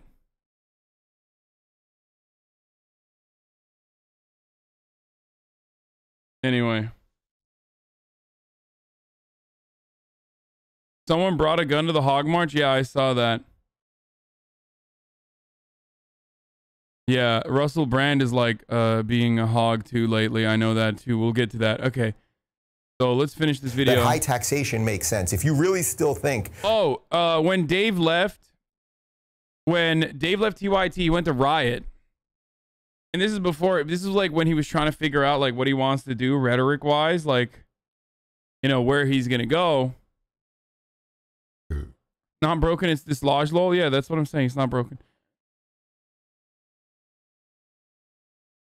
And, I remember him texting me, not Riot Games. Riot was like with a Y at the time. It was like a different media company. And he tried to get me to follow him. He like tried to get a couple other like employees away from TYT to go to Riot. Not Riot Games. Riot with a Y. I don't even think it exists anymore. It's just a fucking media company. And... yeah, he tried to get me to go with him too, and like No, of course I didn't. But he successfully got like some producers to go with him, including his husband, also named David. That handouts make sense and of affirmative action makes sense and some of that stuff, well, then we just got to keep teaching you a little bit. But I don't even think he believes in that stuff. I've seen him talk to Ben Shapiro. He doesn't really disagree. We could send him a couple Thomas Sowell videos. I don't think he disagrees with that, but I get it. His whole brand, and again, this isn't an attack on him. His brand is, I've been the liberal, like conservatives, and this was also the dangerous. If you keep saying that everybody else, the conservatives, they're always racist and bigots and backwards, and in Bill's case, they're also believers, right? They're believers, they're religious, so they must be idiots. Which is also a big problem that the liberals have, and they better freaking get over it. Well, now he's painted himself in a corner, so he can't really do anything. So anyway, to the producers that I know watch this, which is why Bill repeats everything that I say all the time, because even the... Dude, that's hilarious, bro. I sent the Warhammer model. Super glue or plastic glue should work. Thank you. All right, well, I'm gonna fix it. Yeah, dude, totally. Bill listens to you, and that's why Bill Maher's has been a conservative asshole for fucking longer than Dave Rubin has had a media career, okay? Like, that's so funny. Anyway, Russell Brand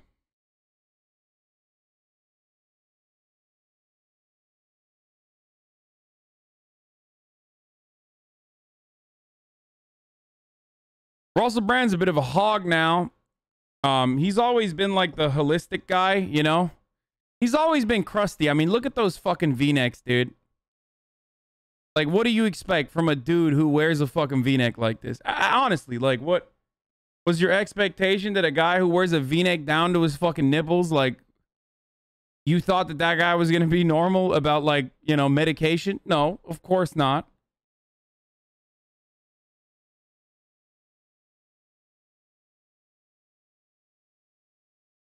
So now he's like full blown, like into, you know, people are lying to you about ivermectin. Mainstream media are trying to start a civil war. COVID and health. Why can't we talk about it? The establishment wants you dead. Wake up. Did liberals use feminism to justify Afghan cluster? Like, it just sucks. It sucks to see. I mean, he's always had some like weird ass fucking takes from time to time. Don't get me wrong.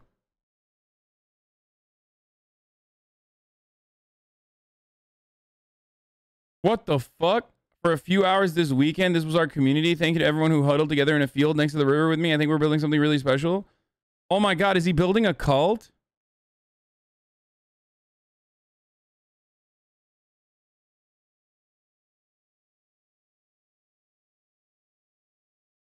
He's doing a tour and actively stopping people from testing. There are some misunderstandings around the venue requirements for the 33 tool. This should address the concerns we've seen expressed. No venue requires you to be double vaccinated. Most venues do not ask for any certification. Some require proof of a negative test. If you want to have tickets to a venue that requires a PCR test and do not want to take one, please email help@russellbrand.com and we will swap your tickets for venues that have no requirements for entry. This may require travel. Thank you.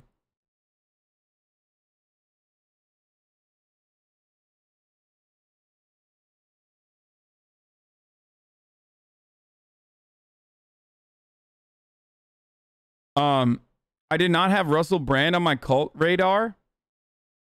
Bro, Russell Brand was like perfectly positioned to become a cult leader for the longest time. He's always had you know, the holistic medication type shit under his belt. He's just like totally fucking fully leaned into it now, I guess.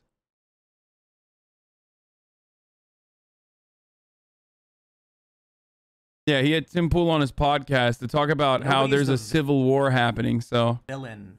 And he used this photo of Tim Pool, so that's how you know he's biased. Of their own story, right? But I can tell you, I have met some people. I met someone during Occupy Wall Street. We discussed nihilism. We discussed oblivion and the heat death of the universe. And this was a brilliant individual who's a very prominent activist today. And the ultimate conclusion we had in this wonderful philosophical discussion was, well, then what really matters other than, you know, what we decide matters? My response was, well, I suppose then I'll choose to create a positive, to the best of my abilities, something positive for people, or I'll try to. Did you see Corinna's tweet about Joe Biden? Oh my God, I almost fucking clicked on. Yes, I did. And I made fun of it already yesterday. Who cares? Like, I can't, you can change your mind is like silly as fuck. No, I'm not going to be able to change Corinna Koff's mind, okay? Like, and also, who gives a shit?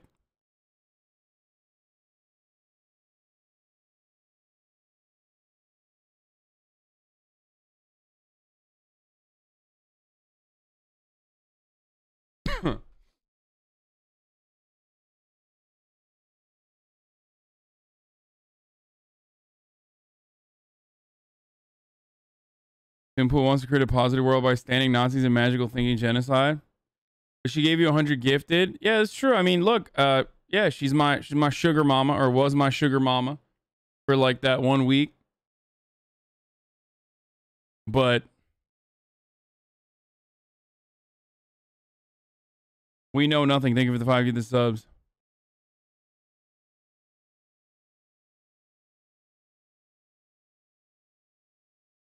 Don't you say the same shit? I'm confused. I mean, yeah, Joe Biden is old as fuck, but pretty sure her takes on Joe Biden being like a joke or something. She wants you to slide in her DMs, bro? No, she doesn't. Shut up. Her opinion on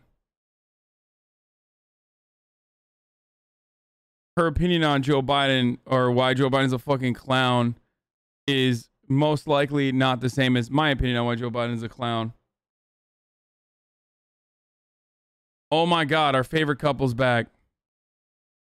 Dude, this is the kind of content that I need in my life. You understand? This is what I need to see. Queen. It's time to get up, my little poopy head. If you get up, we can play iMessage games for like 20 hours. I've actually seen this. Like I've watched a variation of this before. Oh no, we're gonna watch this, and guess what?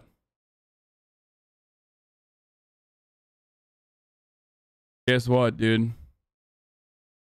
It's also top of the fucking hour, so I'm gonna run a 60-second ad break before I fucking forget, like I've been doing, like I've been forgetting all goddamn day. So if you want to see fucking nonstop content, if you want to see an ad-free broadcasting experience, in which case you might not want to in this one, okay? All you need to do is subscribe. You don't have to. You can if you want to. For $4, you can subscribe for free to the Twitch Prime.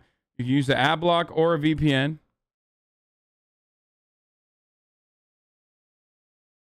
But Twitch Prime is free if you have an Amazon Prime account. Here's the ad now. We can have a thumb war. You want to go watch Little Einstein, but in Spanish? Not even in English? French? Darn. You want to go get a bunch of roly-polies and feed them to your dog?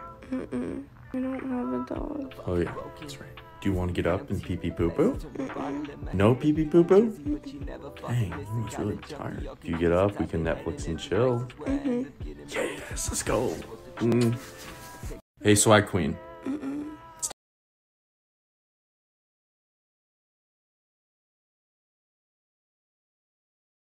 Thank God for the ad, huh? That's right.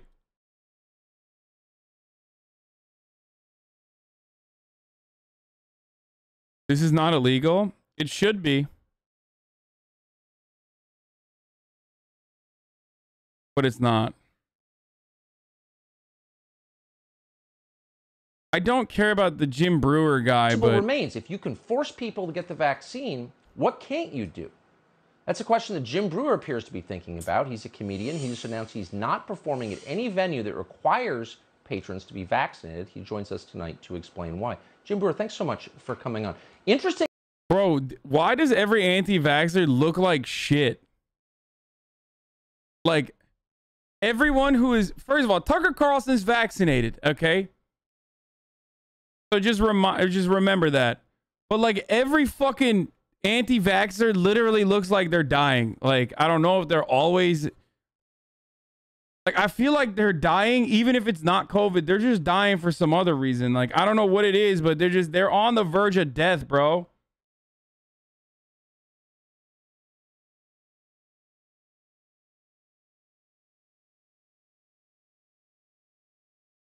To be fair, Jim Breuer always looked like shit. That you did this, it caught our attention. Why? Tell us. I'll be quiet as you explain why you did this. Well, honestly, I got a lot of feedback from a couple venues that I was playing, and my fans were really upset. They said, you know, I'm not comfortable with getting a COVID shot, and now they're saying I can't come see you perform unless I do that. And I looked into it, and that's the last thing you should be doing is going, hey, you want to come see the, like feeding the seal, the fish. Hey, you wanna come see a concert? You wanna here, catch the fit. Why would you do that? Why would you? I don't want any of my fans forced to come laugh, and they got to get a shot in them. And honestly, bro, if you're fucking, if you're like a Jim Breuer fan and you want to go watch him, you're already at a stage where like you can't be saved. You know what I mean? I mean, this is the guy. This is what does he do? He's like a comedian or something. Tucker, I got to be honest with you. What really started my video was there's a new narrative, and the new narrative is the unvaccinated are the beast. Kill the beast. This program goes on forever. Kill the beast. The beast is the unvaccinated. Kill them. And when our leader put that out there and point. So what happens like when you're the loudest drunk guy from Long Island? They just like elevate you to fame status. Is that how this works? Because like this dude looks like every retired cop from Long Island and sounds like him. Like he's just fucking. This is like every fucking drunk dad from Long Island watching Fox News. Someone needs to describe to me like how Long Island works, how it operates. Like what's going on? Are they just like, all right, you're the fucking loudest guy, dude. All right, time to be the famous one. And then we'll pay you money. I'll pay you the money to go watch you be just like me. Come on. Is that how that works?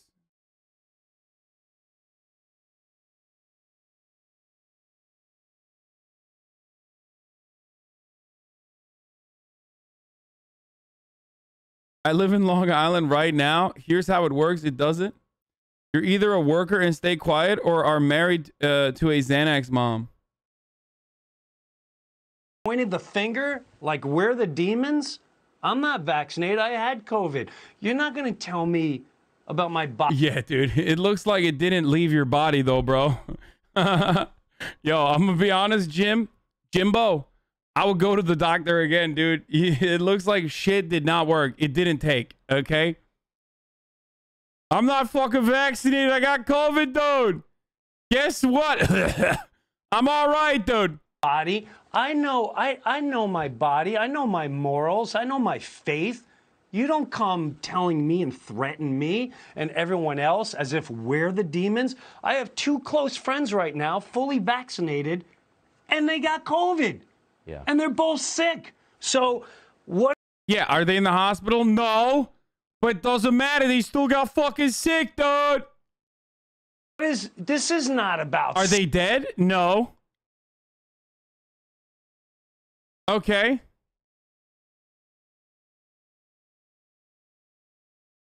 Safety, because if it was, you'd, just like you said and I said in my video, eat more fruit, take care of your body, go to the gym. I've been saying that forever. You would have thought I called people savages for doing that, but this is where we're at as society, and the greatest thing, I have to be honest with you, don't most places just require a negative test if you don't want to get fucking vaccinated like day of? Like, I just don't understand. Like, he's just mad at that, too. He's like, no, I want to fucking spread COVID, dude. Are you fucking kidding me? Like, if I want to give you COVID, I'm going to give you fucking COVID. All right? Even if I'm not fucking vaccinated. What the fuck? They're so weird. They're like, I'm siding with COVID. It's my God-given right. Fuck you, dude. I don't understand it. It's my American right to fucking give you COVID if I got it. I'm so blessed because 95% of people, I was just saying it to be honest, Tucker, one message after the other was, thank you. Thank you for speaking up. Thank you. I feel terrible. I'm a fireman, and they want me to get vaccinated. I don't want to get vaccinated. My child, I know someone, my hand to God, and it was the last vaccine push. Their child, 5 years old, vaccinated, went paralyzed from the neck down. And I do a benefit for him every year. So when I hear people going...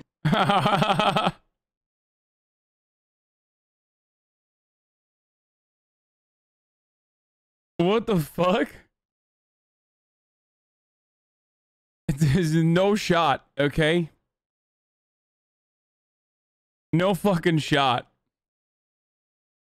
Oh, you don't know that. No, you don't. You don't know what you're talking about. Explain that to that father and mother. So thank God they're better now, but it took years. So I don't understand what's going on, like a lot of humans, and this isn't political, just like the other person said. This is good versus evil, and this is power versus the powerless, and it's the power. Okay, there's no shot that a 5-year-old that he knows got a fucking COVID vax and got and was paralyzed. Okay, we're not even vaccinating 5-year-olds with the COVID vax right now, so shut the fuck up. The likelihood that he might have the likelihood that he knows someone that has like Guillain-Barré or whatever, the fucking insanely rare condition that some people might get is still low. Like GBS is what it's called, but it's like it's insanely low. Power of fear, but it is time for the power of the fearless. I'm sorry, but the fearless have to start rising because we know something's wrong. I can see why your fans are grateful. I mean, here you are talking like an American man. You know, where are the rest of the American men? But I'm grateful that you've decided that you're going to speak your conscience in public and that it's still allowed.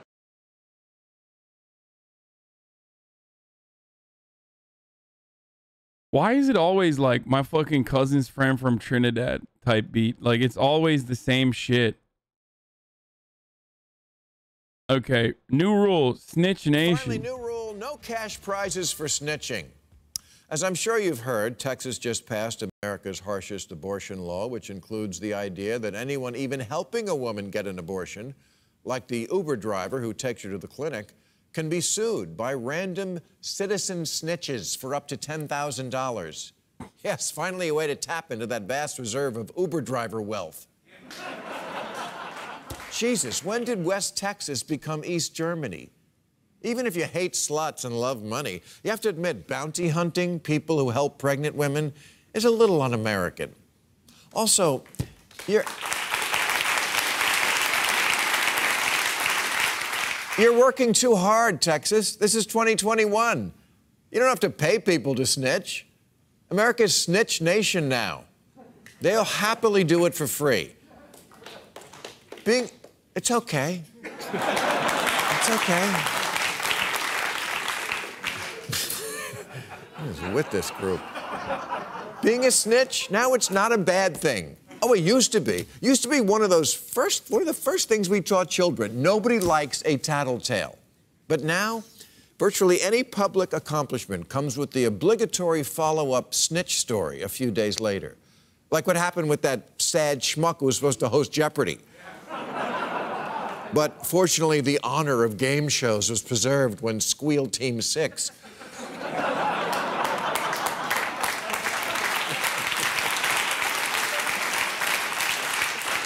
went through his old podcast and found out he once used the term booth slut.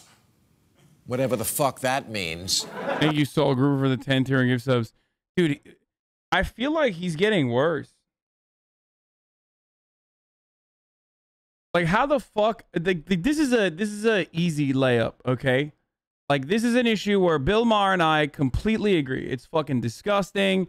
It's awful.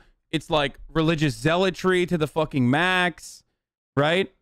Like, I'm supposed to laugh my fucking ass off at this. I'm supposed to laugh so hard that I'm just forgetting that I'm laughing at Bill Maher. That's what a good comedian would do. Like how the fuck, even on an issue where like Bill Maher and I are in 100% agreement that this is dog shit.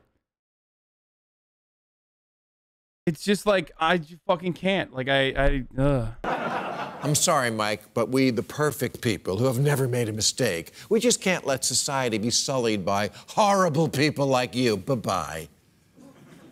Fans of cable news will recognize the rising journalist Alexi McCammond, who was appointed editor of Teen Vogue. Like, how the fuck do we go from Texas abortion bans to cancel culture? Like, this is just every week he's just talking about cancel culture. Every fucking week, dude. Like, who the fuck is this for, man? Who? Every goddamn week. What? But then had to resign before her first day when some of her high school tweets suddenly became too much to bear. Tweets like, now Googling how to not wake up with swollen Asian eyes. And, you're so gay. And her resignation was endorsed by the hierarchy of the magazine, including the senior social media manager, Christine Davitt. Good for you, Christine. You helped catch the Zodiac Killer.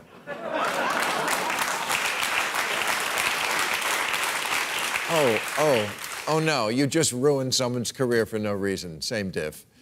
Funny end to the story, after Alexi McCammond resigned for her innocuous tweets, someone went through Christine Davitt's old high school tweets and, oops. This is the one thing that is always true, though. The one thing that's always consistent is that people who fucking pull up old people's old tweets to be like, yo, this you or whatever, or to fucking be like, you are a bad person because you fucking tweeted stuff that it was wrong in like 2014. They always got shit. All of you do, okay? And the only time someone doesn't have shit is because they hid it very well. They had like a separate fucking account. Always, we have an insanely high, completely unrealistic standard for people that we ourselves never meet. Okay, we just don't meet it.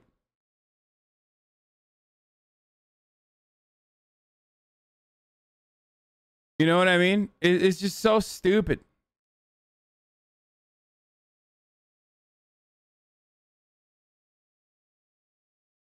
And the same shit. The funniest part about it is that like everyone that fucking whines about cancel culture literally does the exact same shit like all the fucking time, okay? Non-stop. One, everyone that whines about cancel culture constantly fucking tries to cancel the cancelers, okay? Everyone that fucking whines about cancel culture constantly fucking does the this you type old tweets. And then when you fucking call them out, you're like, well, what are you doing? You're like pulling up old tweets. They're like, well, dude, fucking to show them that they're wrong, dude. You gotta fight fire with fire, dude. It's like, it's this never-ending cycle, okay? It's a never-ending cycle. Everybody does it. I'm sick and tired of people fucking whining and acting like only progressives are doing it. It's like, I've been canceled more times. Not fucking real, but I've been canceled more goddamn times than most people that you know, okay?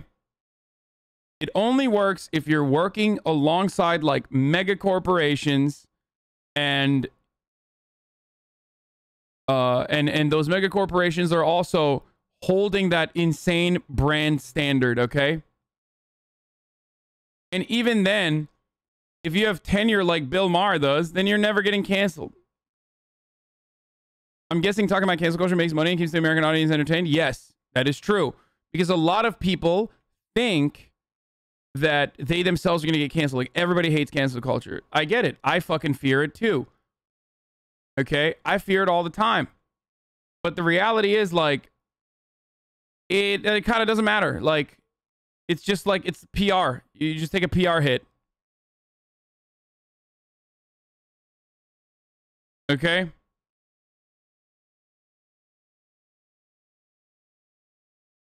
People just fucking disparage you endlessly and then add to the same fucking cycle, and that's it.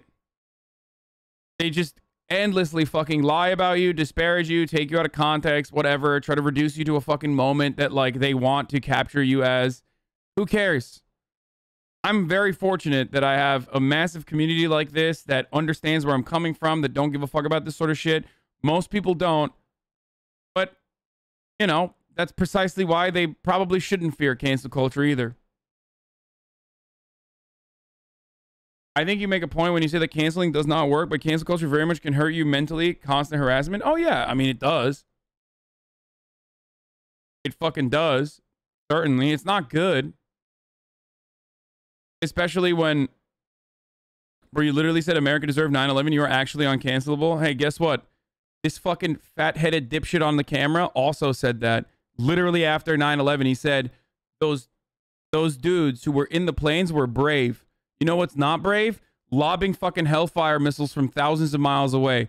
Those dudes were actually in the planes. And he said that right after 9/11. So, you know, there was a point in time when, like, what he said was actually fucking, like, he was making a point about American foreign policy, like, radicalizing people. I don't know what the fuck happened to him since then, because he's like, you know, he's not one of those, like, Sam Harris type idiots, but yo, thanks, Turkey, for killing my great uncle in Albania for being a Christian. Woo. What? Dude, I'm sorry that happened to you, bro. The fuck?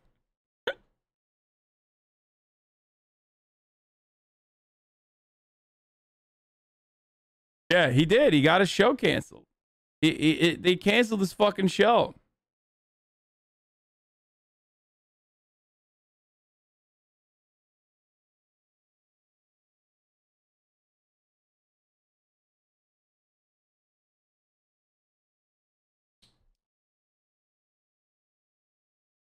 Anyway. Seems she tweeted the N-word twice to a white friend in 2009. Bye-bye. You know, this is why he's also a big fan of sex work. No, I know he's a big fan of sex work. I used to hook up with this girl that literally went to one of those, like, weird sex cult sex parties, and he was there. I'm a little hopeful that this purity purge may end because it's starting to eat its own. ESPN reporter Rachel Nichols was a feminist success story, but when she complained in a private telephone call about ESPN's crappy long-time record on diversity and expressed her view that she felt like she was being sacrificed by the network so they could make up for that crappy long-time record on diversity, the call was leaked and she was toast. Now, in addition to the fact that a person shouldn't have to love getting fired, even if it does achieve more equity, this was a private call. Does private mean anything anymore? Apparently not. Even sadder, this love of snitching seems to be one of the few areas that is now truly bipartisan. Snitch Nation isn't about what side you're on. It's about this mindset where everyone is an amateur secret policeman and tattling is a virtue. The woke side of the internet thinks going through someone's old MySpace account makes them part of the resistance. It doesn't. It makes you a punk.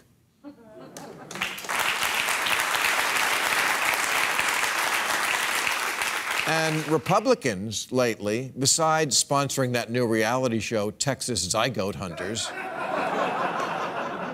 have been encouraging college students to whip out their phones to record and report professors who espouse leftist ideas. As always, these snowflakes fall just as hard on the right as they do on the left.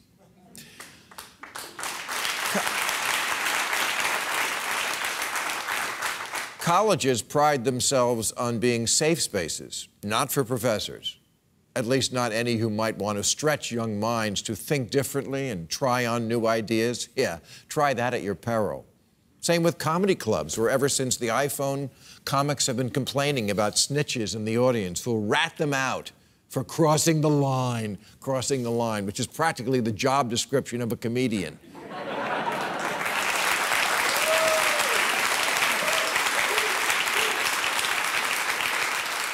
Comics are joking constantly. Even some people who aren't comics do that. And if you're lucky enough in life to be around people like that, I'm sure you know, they can't all be gems.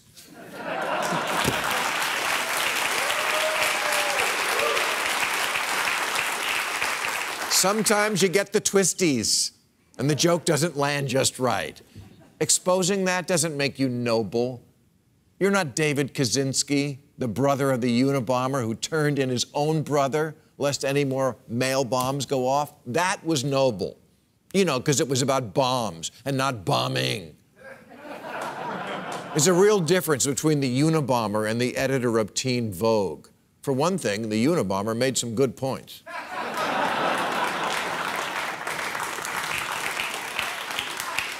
Or think of Edward Snowden enduring exile in Russia so he could expose unlawful government snooping. Noble. Colonel Alexander Vindman exposing the Ukraine fiasco. Noble.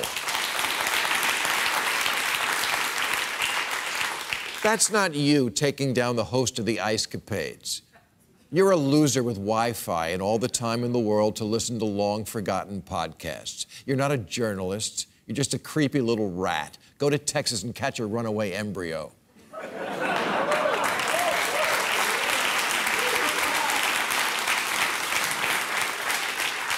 Oh, what? You dug up a letter where JFK said Indian giver? Great, now we can tear down the Kennedy Center. You know what? I don't want to live in Snitchlandia, where you can't trust your neighbors and you're always looking over your shoulder. A land of Karens and Gladys Kravitzes, ruled by citizen informants, where Republicans sue you for your sex life and Democrats get you fired for a Halloween costume. Okay, so I gotta repeat this one more time, okay? So, cancel culture is not a real thing because all fucking these people that talk about cancel culture, the people that talk about cancel culture like this are never impacted from it, okay? Greatest example of this is Bill Maher. He says dumb shit all the time. He literally said the N-word, okay, on fucking HBO. And, you know, HBO just recently renegotiated his contract and gave him an extension till 2024. So he's not getting canceled. Joe Rogan's not getting canceled. Like, these people are not ever getting canceled. They traffic in cancel culture. Like, this is their content. Their content is constantly fucking crying about cancel culture. So the real cancel culture, on the other hand, is in fucking right-to-work states. You can get fired for anything, okay? So I think a lot of people have that fear over their own heads. So when fucking celebrities talk about this sort of shit, okay, which is like the only like marginal form of like accountability that celebrities may experience, okay? Most of the fucking working class looks at that and goes, most of the fucking working class looks at that and thinks to themselves like, oh, well, you know, they're just like us. No, they're not. Okay. They're not. They're not. You got snitch/attempted canceled on for your takes on certain days though? Yeah, no shit. Am I here still? I got 55,000 subscribers. I have 31,000 people watching me right now. What the fuck do you mean? You know how many times people have tried to fucking cancel me? Come on, dude. Wake the fuck up.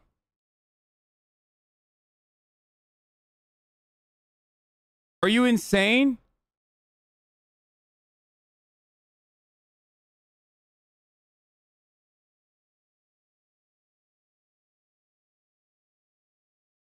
I get canceled every week, dude. I get canceled every fucking week. Every week. And so do these people.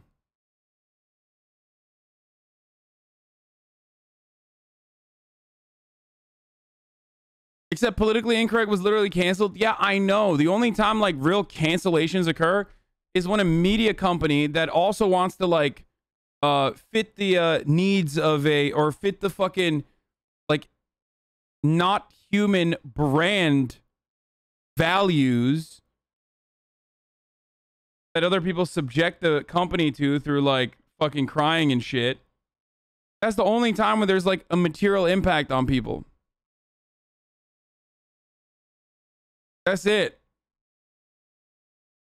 That kind of survival bias, though, you don't remember people that actually got canceled? Dude, listen.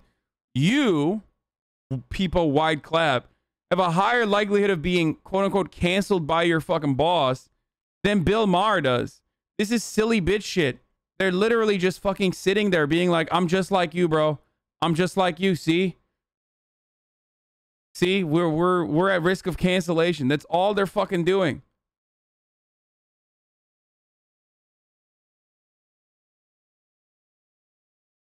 But it's like, it's a great narrative. It's a great narrative to go by. It's a great narrative to go by because like a lot of people actually feel like it's real and it's real to them. Like a very real version of that exists for the working class. Okay. Beyond even regular accountability. Okay. Your boss can just cancel you for anything.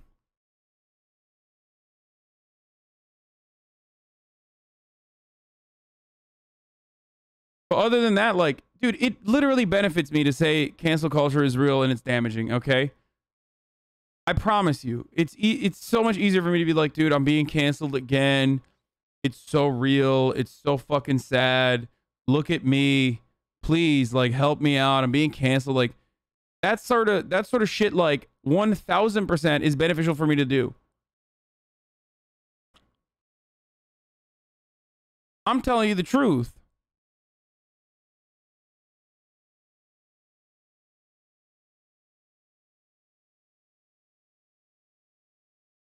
I feel like some of you guys actually want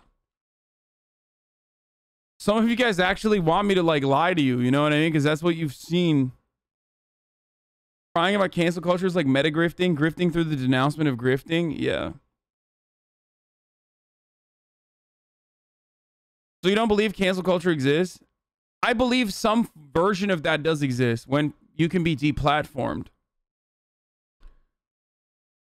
Especially if you are working with large brands and you yourself are not a big money provider for them, then yes. But as far as like the average Joe, every single person that works in like regular fucking, you know, like regular working class jobs, like you're not going to get canceled in the same way that these guys do or in the same way that I would.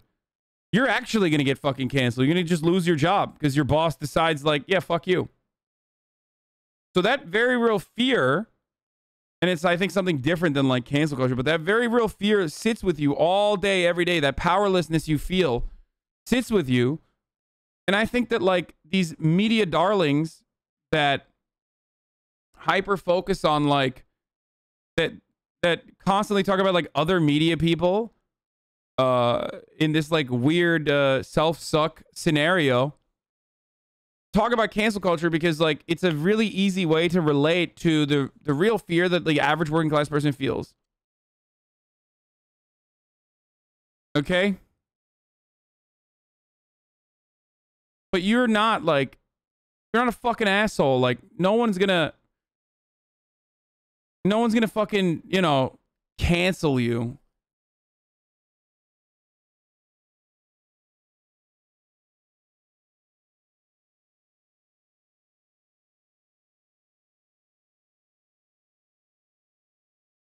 It's so like insulated too. I don't know how people don't recognize it. Like Glenn Greenwald, Matt Taibbi, and all these other like fucking media people, they're constantly talking about like other media people or other like notable celebrities being canceled. Like, the fuck is it to you?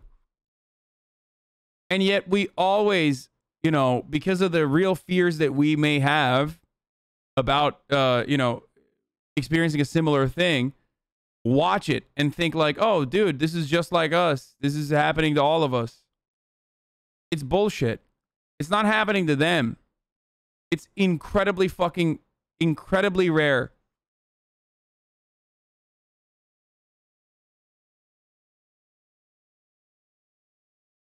And it's in many ways no different. In many ways, it is no different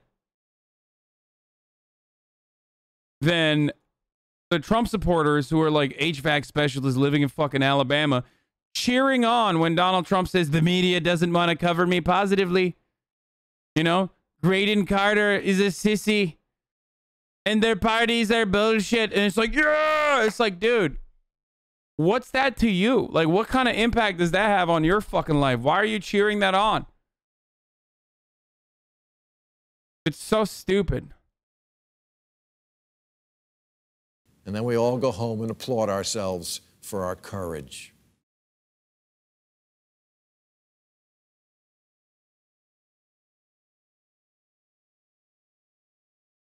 Anyway. So let's watch. Criminal lawyer reacts to the most diabolical. He's the criminal lawyer. Bruce Rivers, he's the criminal lawyer. Bruce Rivers, he's the criminal lawyer. And what he do? And it's gonna react to all the self-snitching. You guys have seen this guy before, right? Stop self-snitching. Bruce is the criminal lawyer. Kevin Hart cheated on his pregnant wife and his fine law. It takes a lot to be truly canceled. Yeah, I think one day I'm going to fucking build a diagram for you guys. Like, just I'm going to build like a chart. Because there has to be like a couple things for you to be able to get canceled, okay? First of all, you can't be an earner.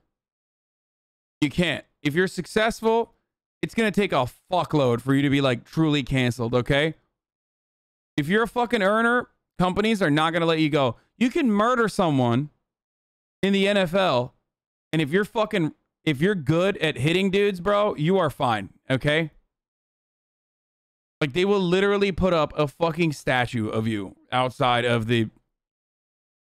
I'm not going to mention what player I'm referencing or what fucking team I'm referencing, okay?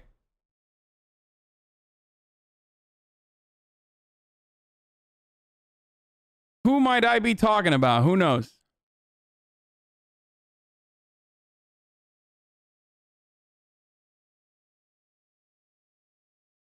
Most people recover, though. And it's the same with actors. It's the same with every single it's the same with every single person that I'm talking about.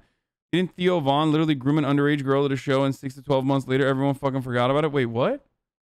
I have no idea what the fuck you're talking about, bro. That is insane. What I do know, on the other hand, is like, here, you want to know how cancel culture is not fucking real, dude? Seinfeld. For every example that you can bring up of like someone being canceled, there's like 20 examples of someone not being canceled. Seinfeld was dating a fucking 17-year-old when he was like 35 or 36 or something. He's married to her now.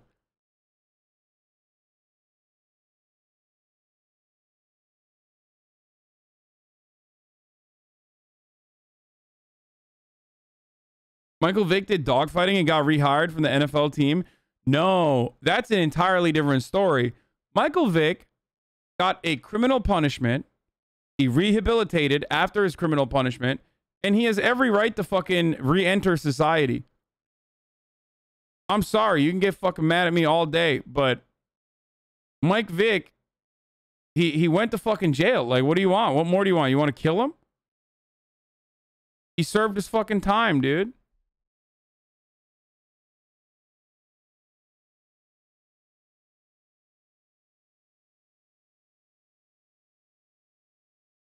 Anyway, let's keep going. Welcome to another Ben Roethlisberger is a great example. Like, episode of Criminal Lawyer Reacts. I am a board certified criminal defense lawyer.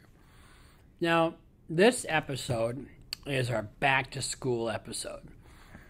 A lot of you young kids, older kids, stupid kids, smart kids All you kids are going to school. Why is he eating while he's doing this video? Right.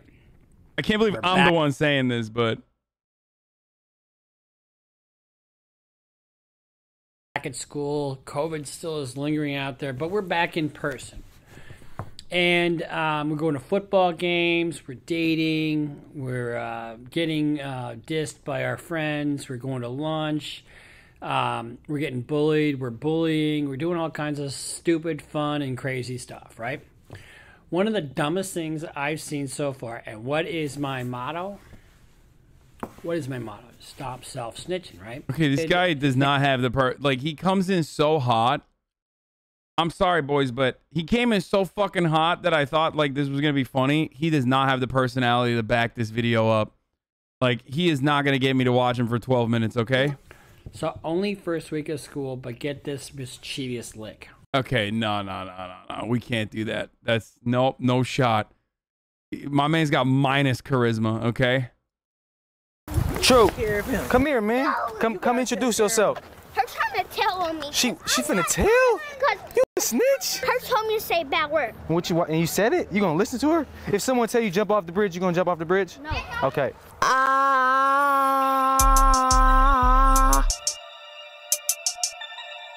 Nigga, I'm a dundada. Think I let it smell of that gunpowder. Pass the whole little bro so he can get some funds out of it. If I shoot to kill, don't give a fuck if your gun louder. I'm EBK, in Afghanistan, and we really I'm a dundada. True set off fireworks.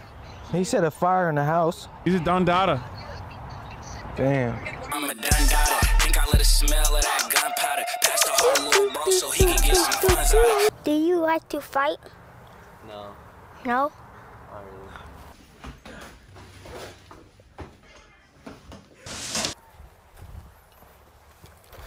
Yeah, that's my son. Badass son.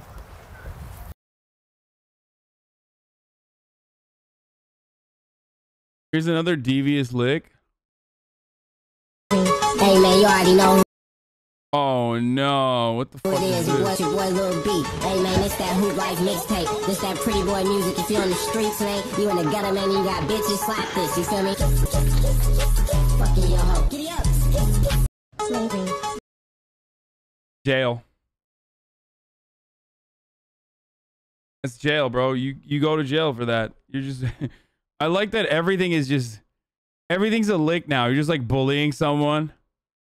And it's like, oh dude, I hit the best lick, dude. It's like, no, you were just bullying that guy. I lived in a jihadist camp in Afghanistan. I kind of want to watch this one. I've been seeing it in my... So I saw people shot in the... Should we watch this? I mean, I love that Lad Bible just literally saw the fucking...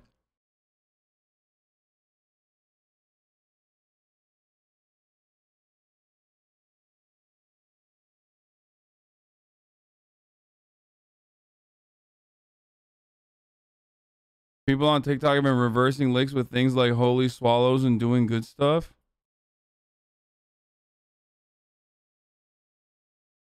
They moved on to angelic yields.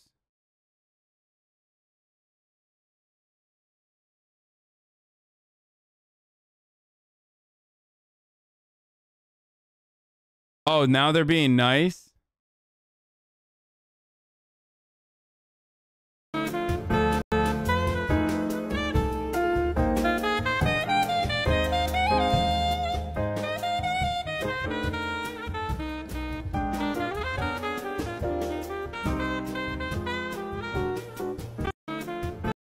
Drake? I bumped into Drake. No, you didn't. No. Damn, that's crazy. I can't believe it. That's Drake, boys.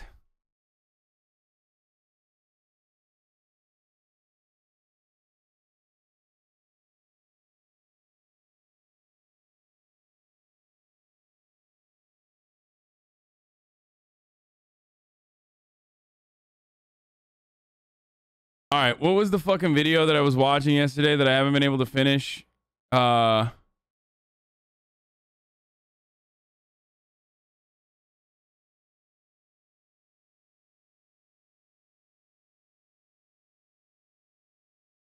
Super Eye Patch wrestling video, right? I want to watch that.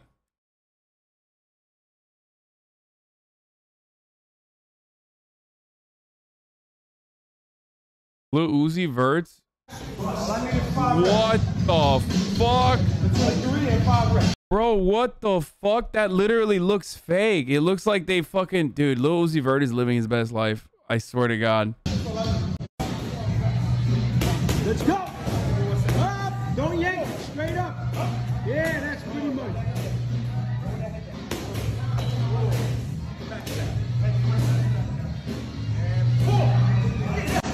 More like Lil Juicy Vert. Good one, Charlie Wood Designs.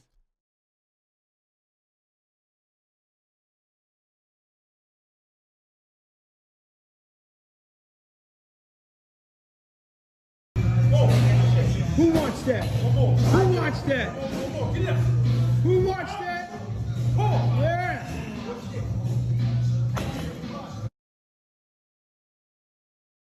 Bro, this is crazy.